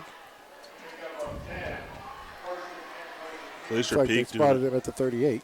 Yeah, Glacier Peak doing a great job running the football this series. They are. They started on their own 3-yard line. Good running there by their running back. And who is that? That is Francis Crocker.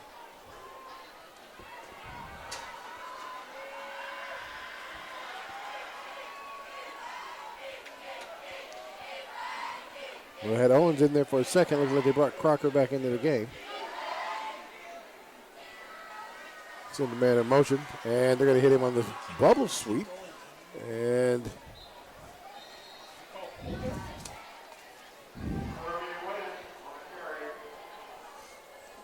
that is going to be Noonian, number 14. Motion fly sweep.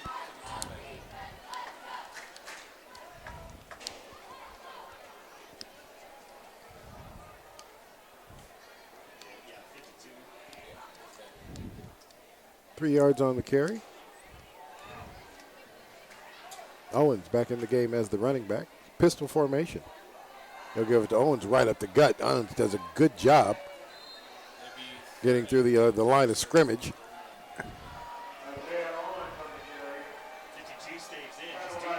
He'll make it to the 42-yard line before he stops. That'll bring up second and third down. Looks like about a yard. Saw Logan Trotter return to the game, so it was good to see that. Yeah.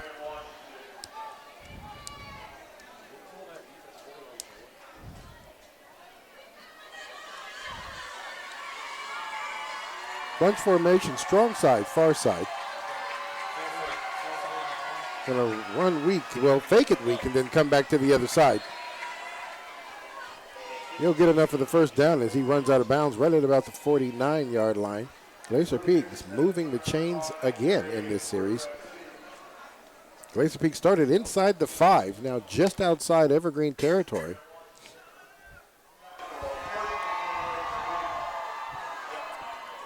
And they have been all rushing yards. Yeah.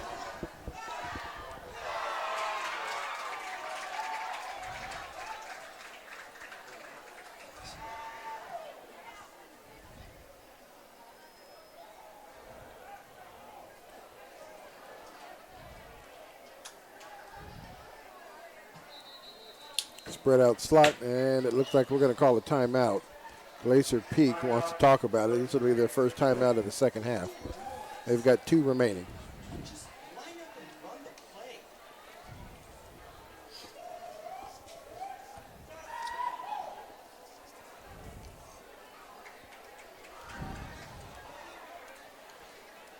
Good shot there of the Glacier Peak huddle.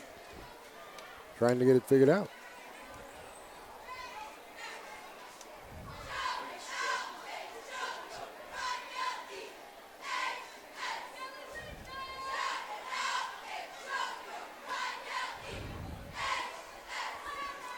Yeah, the Evergreen offense just kind of, they seem a little off tonight. It seems like they're just not quite hitting on all cylinders. You know, we've seen them,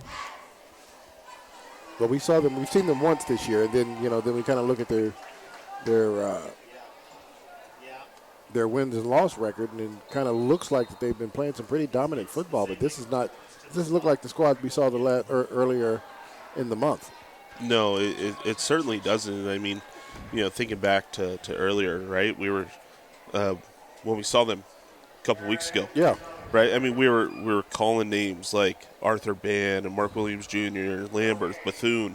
Mm-hmm. We haven't called those names a whole lot tonight. No, there hasn't been all. a lot of spreading the ball around. They haven't. It just seems like Craze hasn't been connected with his receivers tonight. Yep.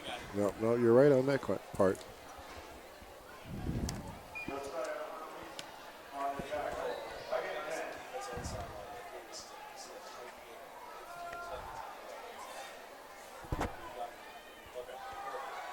Hands the ball off. Owens takes it. Looks like he's going to get stopped right there at the 50-yard line. You know, Glacier Peak has certainly been deliberate with this series. I mean, they've worked almost 3 minutes off the clock when they gain possession.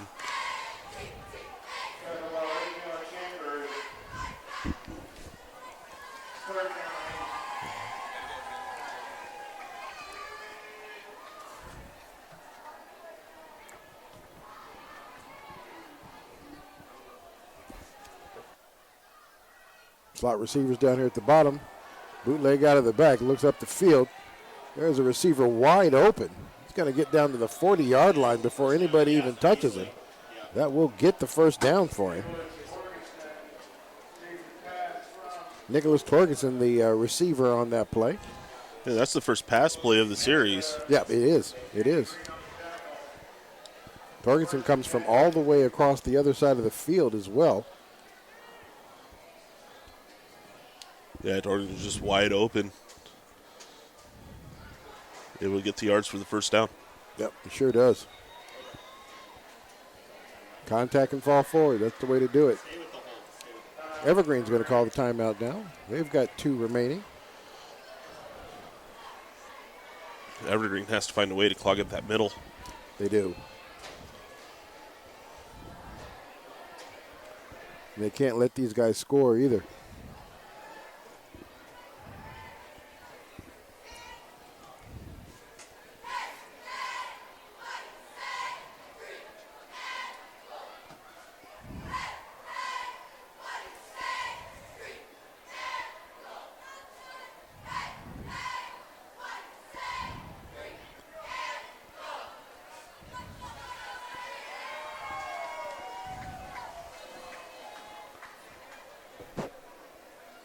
Glacier Peak back on the field, ready to play, and here comes Evergreen. Conversations have been had. Decisions have been made. We're ready to go on. First down and 10 for the Glacier Peak Grizzlies.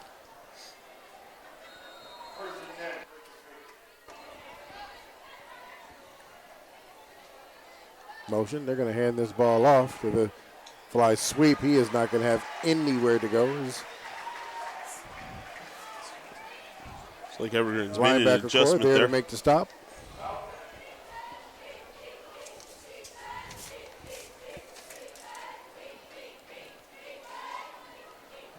That's Trotter comes up and makes that stop.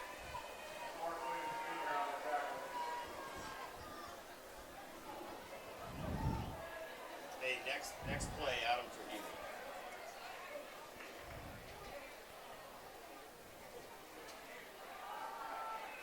Owen has the ball. He'll get back to the, looks like the 38-yard line. So the original line of scrimmage. Looks like he got the 3 yards back they just lost. Going to bring up third down and 10.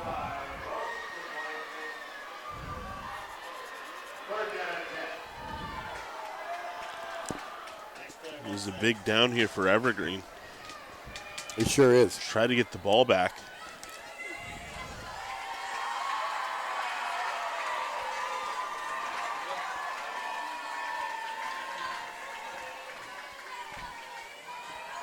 Drops back. Flag on the play. The call's caught right in the middle of the field. Catching a good run afterwards. Gets down to the 19-yard line, but we do have a penalty flag on the 42-yard line. We'll see who that's going to go against. And it looks like that is going to be against Glacier Peak, and we've got movement.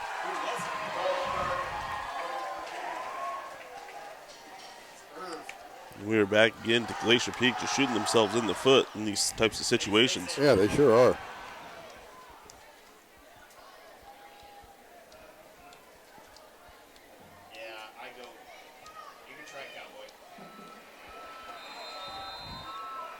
Nope, that's going to back them up 5.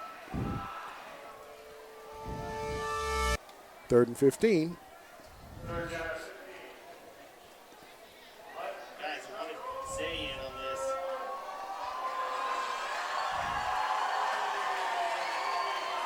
Strong side slot. They're going to send a man in motion back towards the weak side. Fakes it. Has a man going down the middle of the field. And he overthrows him.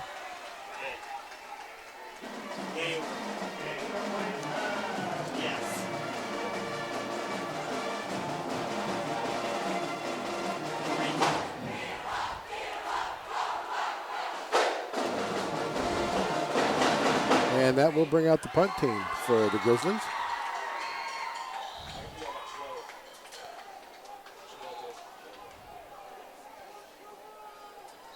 Evergreen defense able to survive this series. Glacier Peak helped out a lot, though, with their penalties. And he's able to get this one off. Let's see if we're going to let this one bounce. He picks it up and gets back to the inside. Good decision. Better field position than they would have had. And it looks like he is slow to get up. Looks like he got hit kind of awkwardly, but no, that's a cramp right there.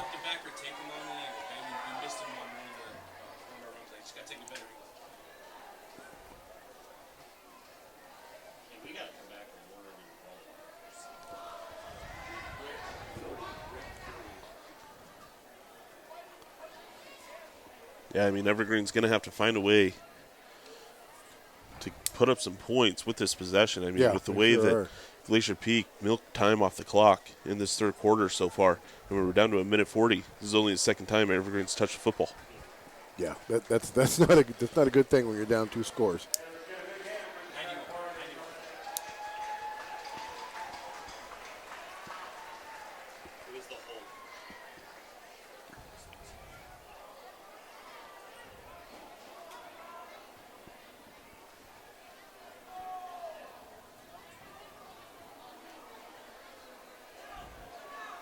Okay, well, it looks like there's cramps have overcome the young man, so we're going to need definitely get some help for him out there.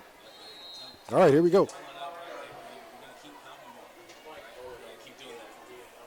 Bunch trips down here at the bottom of the screen.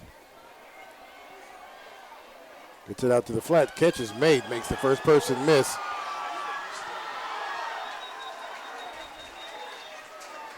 Good open field tackle there by Glacier Peak.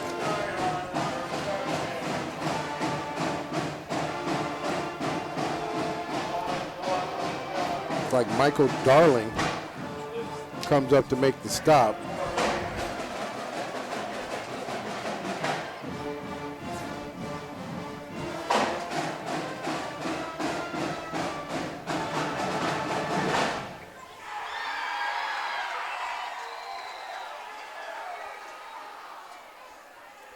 Stack trips on the other side, drops back. Crace now is flushed out of the pocket, decides he's going to take this one. Goes down. After a couple of yards, he'll go down on the 35-yard line.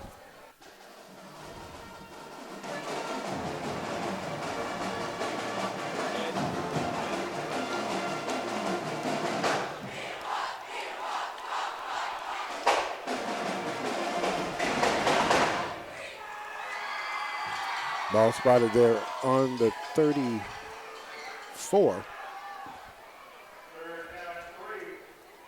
3 to go.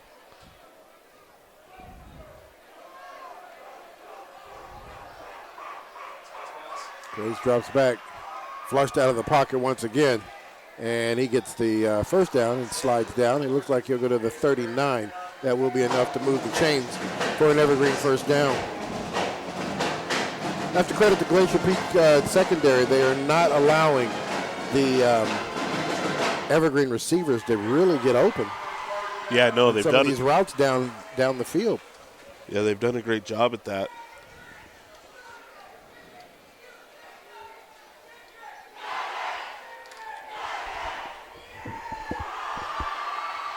Grace drops back again. Has man open. I don't know if he can see him. Lets this one go, and that's almost intercepted as he's there to step down in front of it. Yeah, that was Isaiah Olson, just bounced off his chest.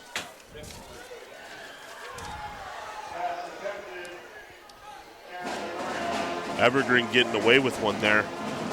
Sarin was the intended receiver. I think Crace saw him coming across the field, tried to get the ball out to him.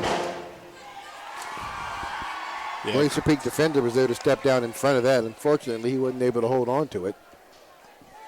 So to bring up second down and 10. 16 seconds left to play in the third quarter. And that ball is going to be fumbled. So the Evergreen offense just struggling this entire the game. But even more so, it looks like that this second half has been a little tougher for them. Yeah, they certainly struggled in the first half a little bit, but they had a few things working. As they came out of the second half, things just start clicking. They're just not in sync with each other. Yep. They're missing reads. They're not quite. They're just not there, and they've got to figure something out. No, you are correct. That will run out the third quarter. Evergreen, 12 minutes left to make a difference here, as they're dealing with a third down and 12 as they start the fourth quarter. At this point, it seems like Glacier Peak has done all they need to do to sustain a win. Yeah, and they've proved that they can keep the ball on the ground and move the chains. Yeah, you said, they kept the ball the entire third quarter. Yeah. And didn't score. But, no. But it's 14-0, so they didn't necessarily have to. Yeah, they ran 7-8 minutes off the clock. Yeah.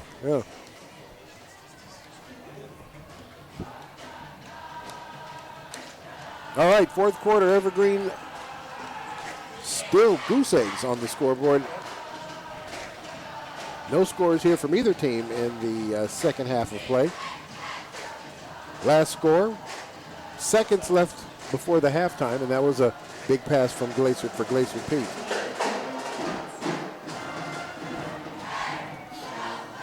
Both offenses definitely have quieted down here in the second half of play.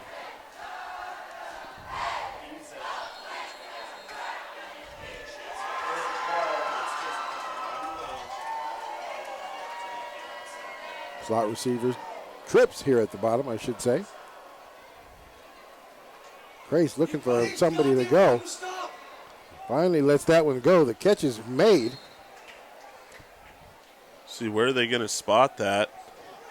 And they're going to spot it right at the 49-yard line. And that spot is not going to be enough for a first down. No, it sure is not. So that will bring up 4th down and 1. But it looks like they're going to measure it. Or maybe talk about it some more. That was close. I thought maybe close. He caught that on the other side of the 50. I agree with you, Rodney. Yeah.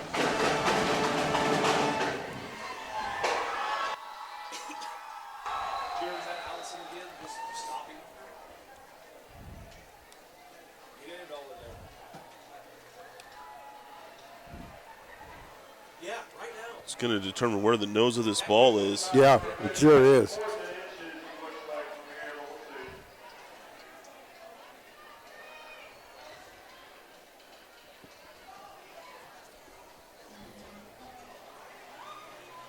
Looks like they are going.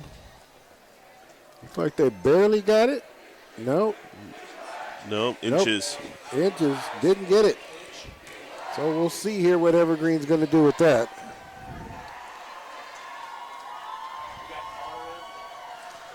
We're going to measure it again.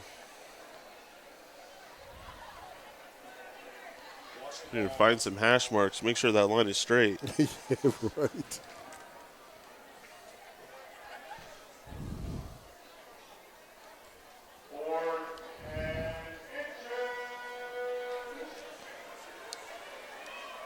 So Evergreen's offense does stay on the field. Just the D-line switch. If Evergreen, you have to at this point. Yeah, you do.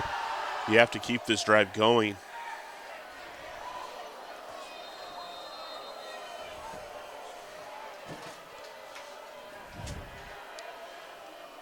At this point, you just give the ball to your biggest fullback, your biggest guy that can run downfield. Closer to the line of scrimmage. Send the man in motion. And we got a flag. Get that ball out. It's done. But they ripped the ball out. Penalty flag on the play. So we'll see what the call is.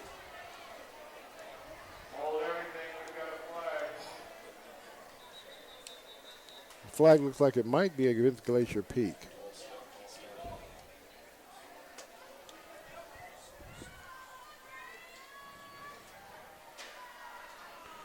Nope, against Evergreen. Against Evergreen.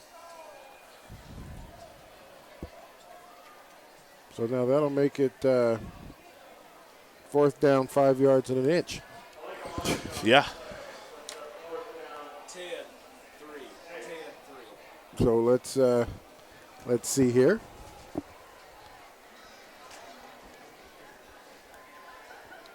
Check. Go rip. Evergreen still hasn't called for their special teams.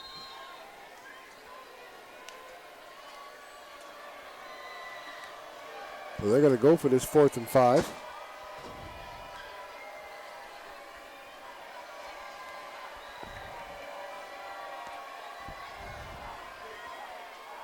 Scramble. Go get it, Zay. Go get him, Zay. And that ball's going to fall short, and Evergreen will turn the ball over on downs. So Glacier Peak's going to get the ball back in Evergreen territory. It's a big turnover. It is. Big turnover both sides. Penalties. That would be the conversation all night long. Yeah, it certainly will. And I mean, if you're ever turning the ball over to Glacier Peak, you just spent the entire third quarter running the ball straight down the middle. You got to find an answer for it. You got to try to get the ball back as quickly as you can, because you still got to get 2 scores. That is definitely true. All right.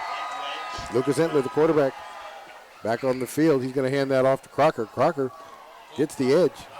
We've got a holding penalty as Crocker finds the edge and gets a nice little run out of it. We're going to have a holding penalty that's going to bring that back. Looks like we got a man down. Tony,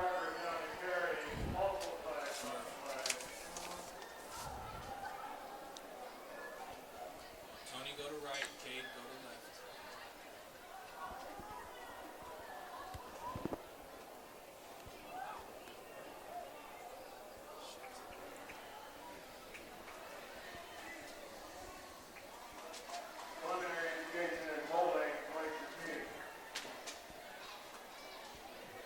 good deal. Young man's able to get up.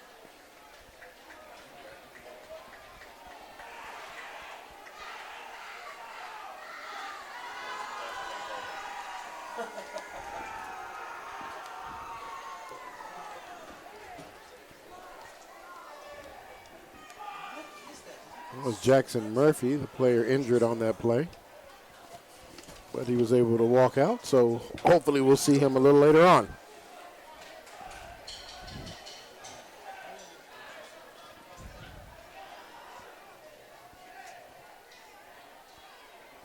Ben Williams lines up down here at the bottom on the numbers.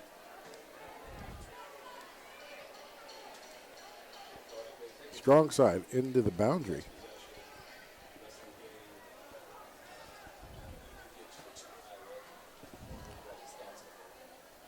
First and 20 after the holding call.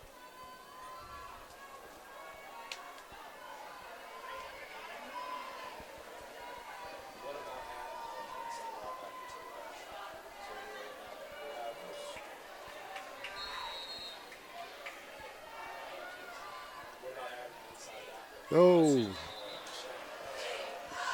Hard count there. Got the Evergreen Plainsmen to jump, so they'll get back 5 of the 10 they lost. First down and 15.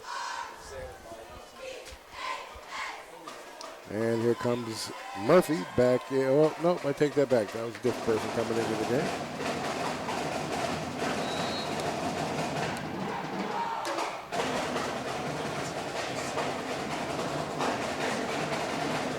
Strong side to the far side. They're going to run this strong. Great job as he breaks into the open there for Crocker. It's a great run there by Crocker. Great blocking up front there. He didn't get touched at all until he was a good 15, 20 yards down the field. Will be enough to move the chains. First down, Glacier Peak. There's the replay. Yeah, there was just great blocking. Yeah. Hole just opened wide open for him to run through. It's easy to make that run when you got holes as big as that. It sure is.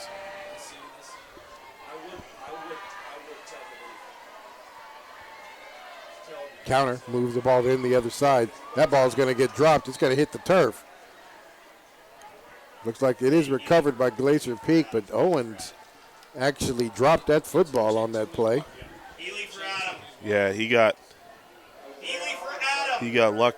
He sure did. He lucked out there. That'll get him pulled back out of the game, too, as Crocker comes back in. Good run, just got to hold on to the ball.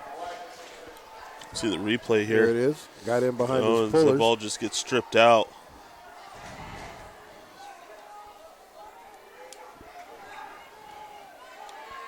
Pistol formation for Crocker. He's going to take that ball, run strong with it. He'll get wrapped up almost immediately. He'll get about a yard.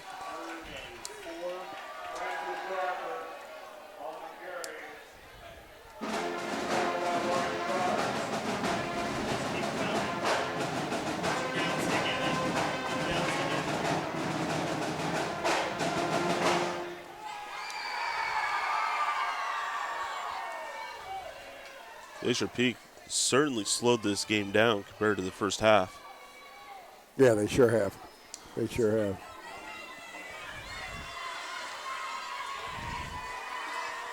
Game clock down inside 10 seconds. Enough for the first down as he comes up and takes a good little pop there. Yeah, Josiah Alanis with the hit. Good tackle.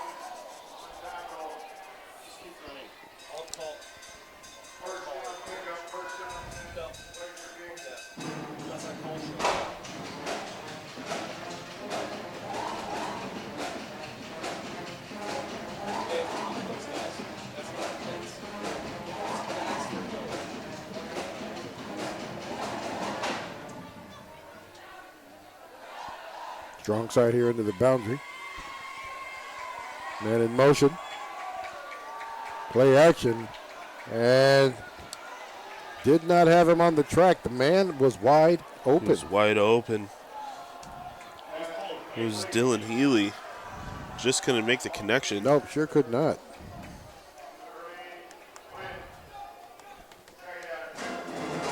Good play call on that one. Just got to make the connection. he was clean post. He just had to throw it out there and let him run underneath it. Yeah, I mean, I think he caught the defense slipping. I mean, they spent the last 10 minutes running the football. Yeah. All right, bunch slot here into the boundary. Going to hand this one off, run it weak.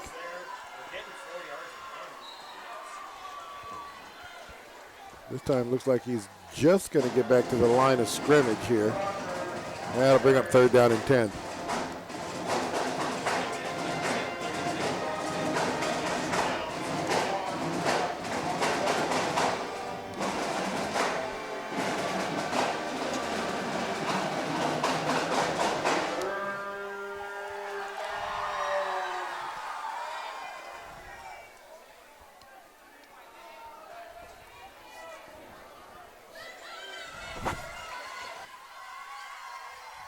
All right, man in motion. We're going to hand this one off. This time there is nowhere for him to go as he actually loses yards on this play. Good stop there by Mark Williams Jr., number 10. That'll bring up 4th down now and 11, so they're going to lose a yard on this play. Great defensive stance there by the front three and the backers on that play as they are there to make the stop. We'll see what Glacier Peak decides here to do. They may continue to run this time off the clock.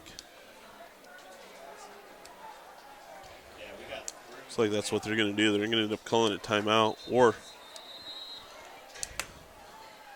so they do call the timeout before the time runs out on the field clock. 6:32 left to play in the game. Glacier Peak winning the game 14-0 right now. Haven't really done much in this second half here at all, but fortunately they were able to do some things in the first half that have them in a pretty good position right now. Yeah, I mean, I think I almost disagree with you. I think what they've done is they've managed the game in this second half. Evergreen has not been threatening on the offensive offensive side of the football at all. And so when Glacier Peak is on offense, they've been managing the clock. They've been managing the game to try to get the win. And so they know they don't need to score another touchdown. They're certainly going to try, but their clock is their friend and just running that time down. Nope, I get what you're saying. I get what you're saying.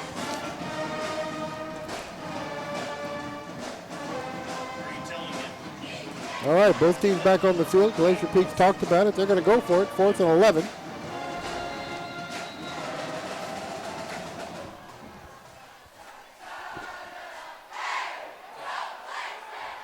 And they got a man up front. And great defense there by the Evergreen Plainsmen. And now Glacier Peak's going to turn this ball over on downs. Yeah, Evergreen's got to find some spark offensively. They need a quick score now. Yes. And then a defensive stance. The defense needs to do something. Right. They need to do something. They can't let these guys hold on to the ball that long. We'll see the replay here. Great defensive play.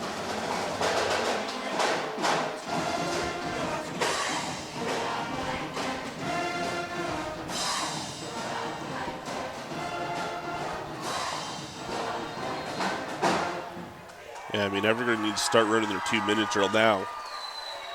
Yeah, most definitely. Grace has them set up. Trips here to the bottom of the screen. Go weak. Catch is made. That's going to be Lamberth. Lamberth will get across the 30 down to the 31.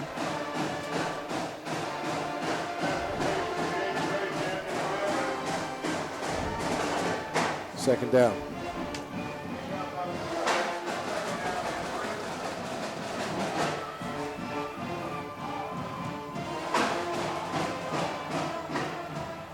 Snap again. Crace drops back.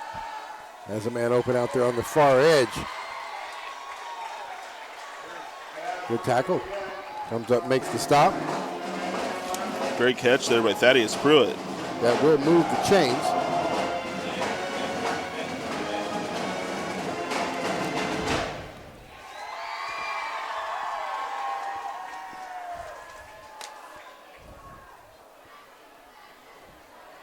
Now we have flipped the trips. Trips over there to the far side. Grace drops back again. That ball is going to skip off the carpet for a no catch.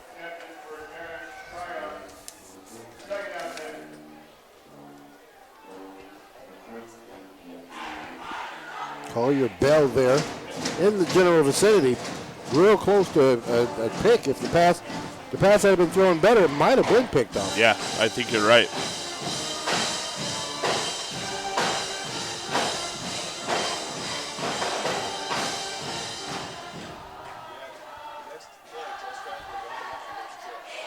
Trips to the far side. Drops back. He's going to get stepped out of the hole. And they're going to get the sack. Grace constantly looking up the field, trying to find one of his receivers open. Trying to wait it out, and the defense just collapsed on him. Takes a big sack there. Yeah, big sack by number 66, Dade Chapman. Coming up big. Here's the replay. You see him get through the line. Yeah, you can't take a sack that big. You got to let that one go. Great work by that young man.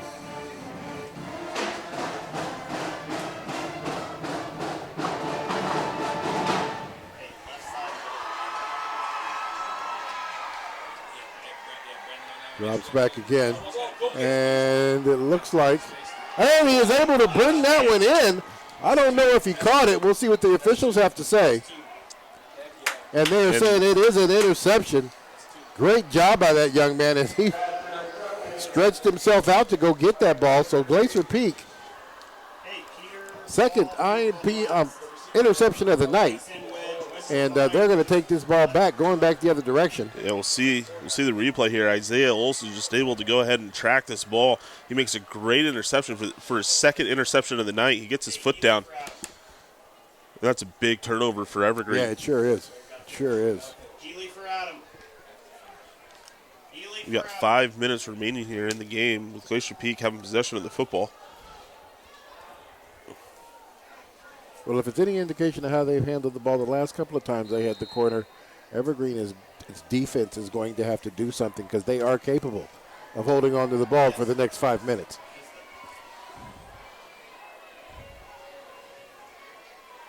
Hands that ball off. Nice run right up the middle there by Francis Crocker. He'll get to the 38-yard line. Yeah, and Evergreen take a 37-yard line. Evergreen has not figured out how to stop that run up the middle. Yeah.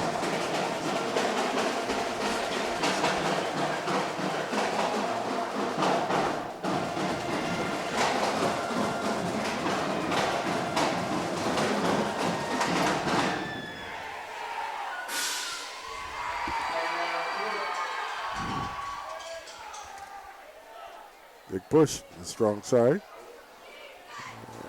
There's that hole again.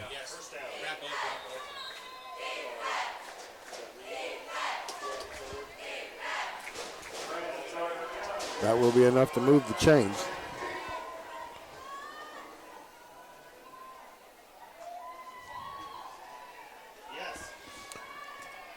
Now, one of the things that's happening out here for these guys is Glacier Peak is coming out with a definite strong side of the ball, and then they're running the running back weak, and then sealing, and there's holes all day long. Yeah.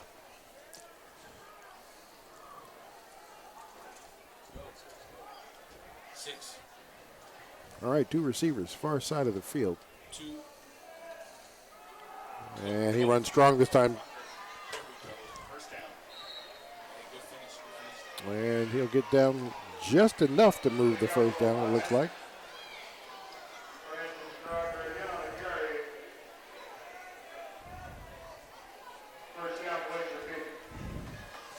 Glacier Peak with another first down. The chains move. 3:37 left to play in the game.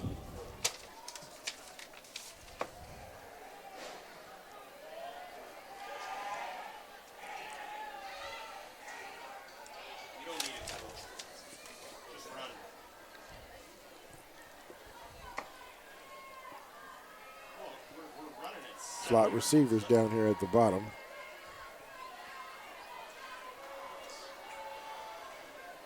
penalty flag on that one. Hand the ball off again. Nice counter as he gets down in the middle. Splits the defenders. Oh, my goodness. The turf monster got him. Switch sides from the last game. Sure did. Nice run there by Francis Crocker. His mind was running faster than his feet would allow him to. Yep. It was a great run by the young man. He saw open field. Great blocking up front. They pulled the lineman down inside the hole. See this when you see these two linemen right there as they get down inside the hole and just seal it for him. He's just runs right through everything, splits the safeties, and then that cricket tripped him. Yep. All right, first down and 10.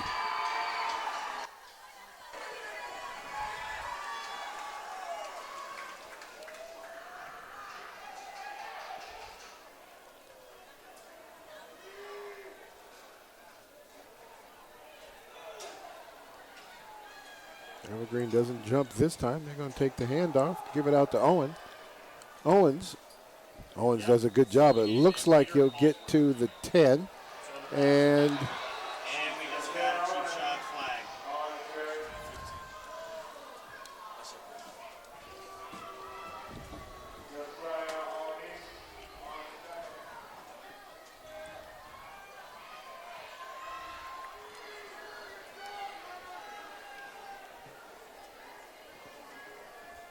a little extra aggressive on that one. A little bit. That's frustration. That's definitely frustration.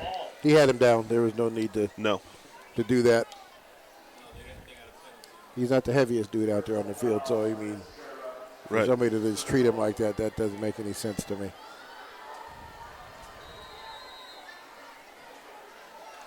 Personal foul walked off. That's going to bring up first down and goal for Glacier Peak.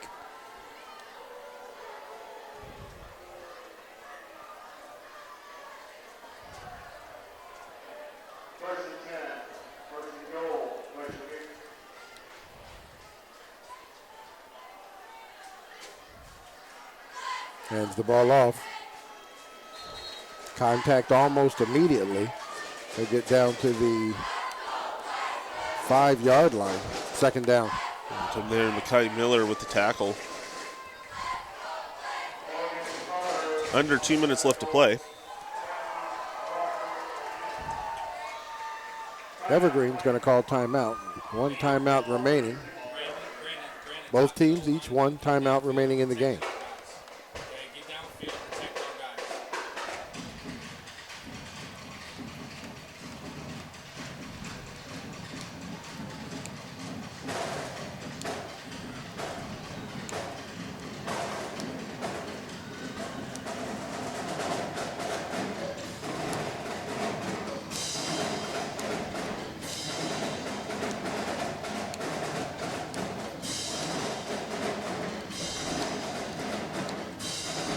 So Evergreen will pick up another loss here on their record. Not a league loss, but their overall record, it is going to... it'll be their first loss of the season. Yes.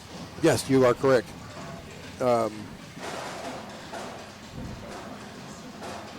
Glacier Peak will go to 2-2, if I'm correct. Yes, they will.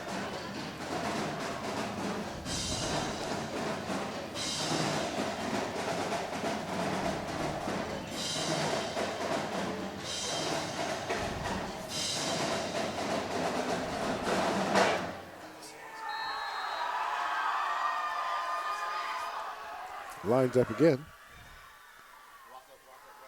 And they're going to have him just shy, it looks like.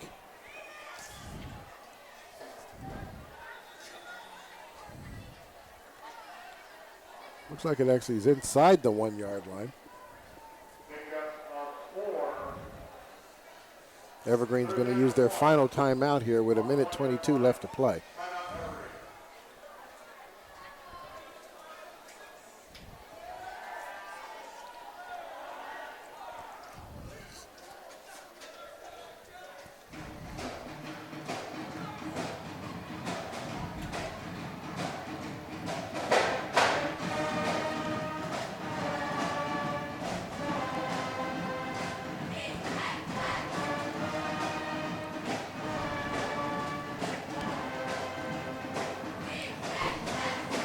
So we definitely want to thank everybody who joined us here tonight for the game. And folks were able to pick us up out in the Glacier Peak area. We definitely do appreciate that. Friday Night Football down here in Vancouver, Washington, here in McKenzie Stadium. Have a couple of more games this season. Make sure you stay on top of that. Take a look at the paper. It always lets you know when we're going to be out doing games. Make sure you share that information with your friends and family so we can have folks out there enjoying these games from all over the area. Yeah, looks like next time we will be live will be October 6th. Good. Who's the teams on October 6th? As we got a touchdown as they pushed the score up to 20-0. October 6th, the early game starting at 4:30 is going to be Kelso versus Heritage. Then the 7 o'clock game will be Prairie versus Mountain View. So Mountain View again. Well, that'll be nice to be able to watch the Mountain View game again. Looking forward to that next month.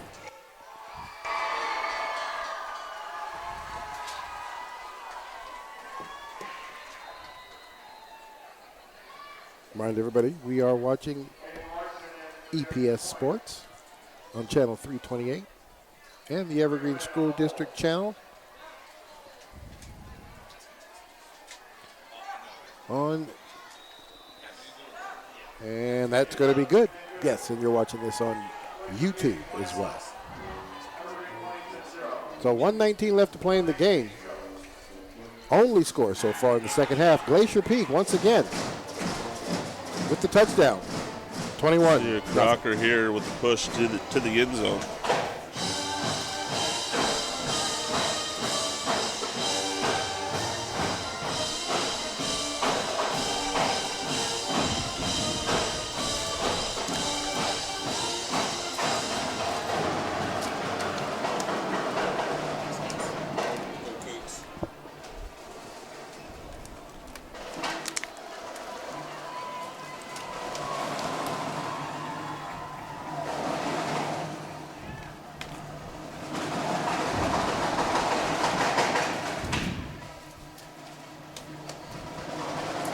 Lambert now takes the field deep.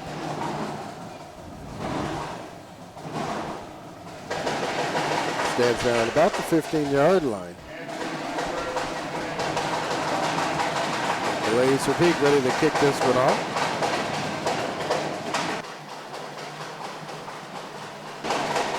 And they're going to keep this one on the ground. Going to take a bounce. Glacier Peak's And going to recover that Peak football. gets this ball again. As the squib kick works to their favor, Evergreen not able to get their hands on it.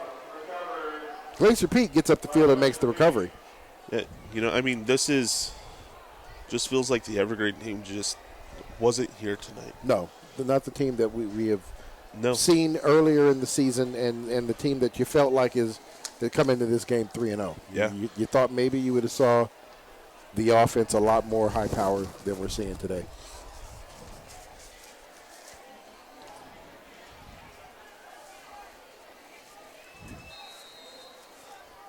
Glacier Peak content with the score as it is, and we'll let the clock run out.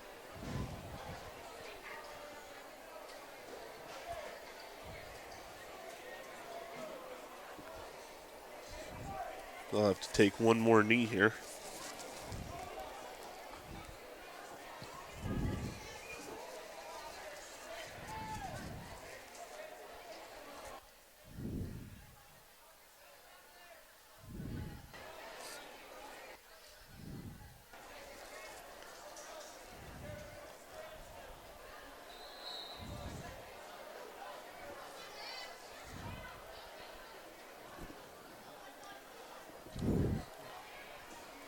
Yeah, they do not have to. Field clock is about 10 seconds ahead of the game clock, so that will be the game as Glacier Peak now brings their record to 2-2. Evergreen drops to 3-1.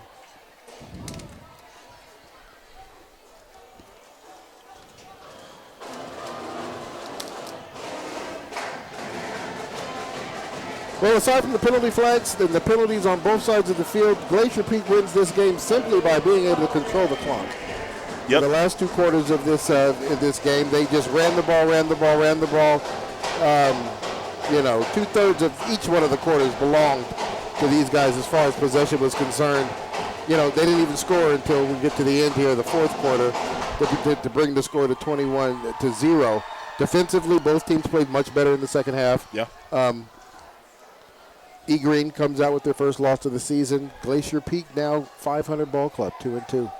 Want to thank everybody for joining us tonight here at McKenzie Stadium. Rodney Lawrence, Ryan Vassbinder. Remember, this is EPS Sports, and we'll see you next month.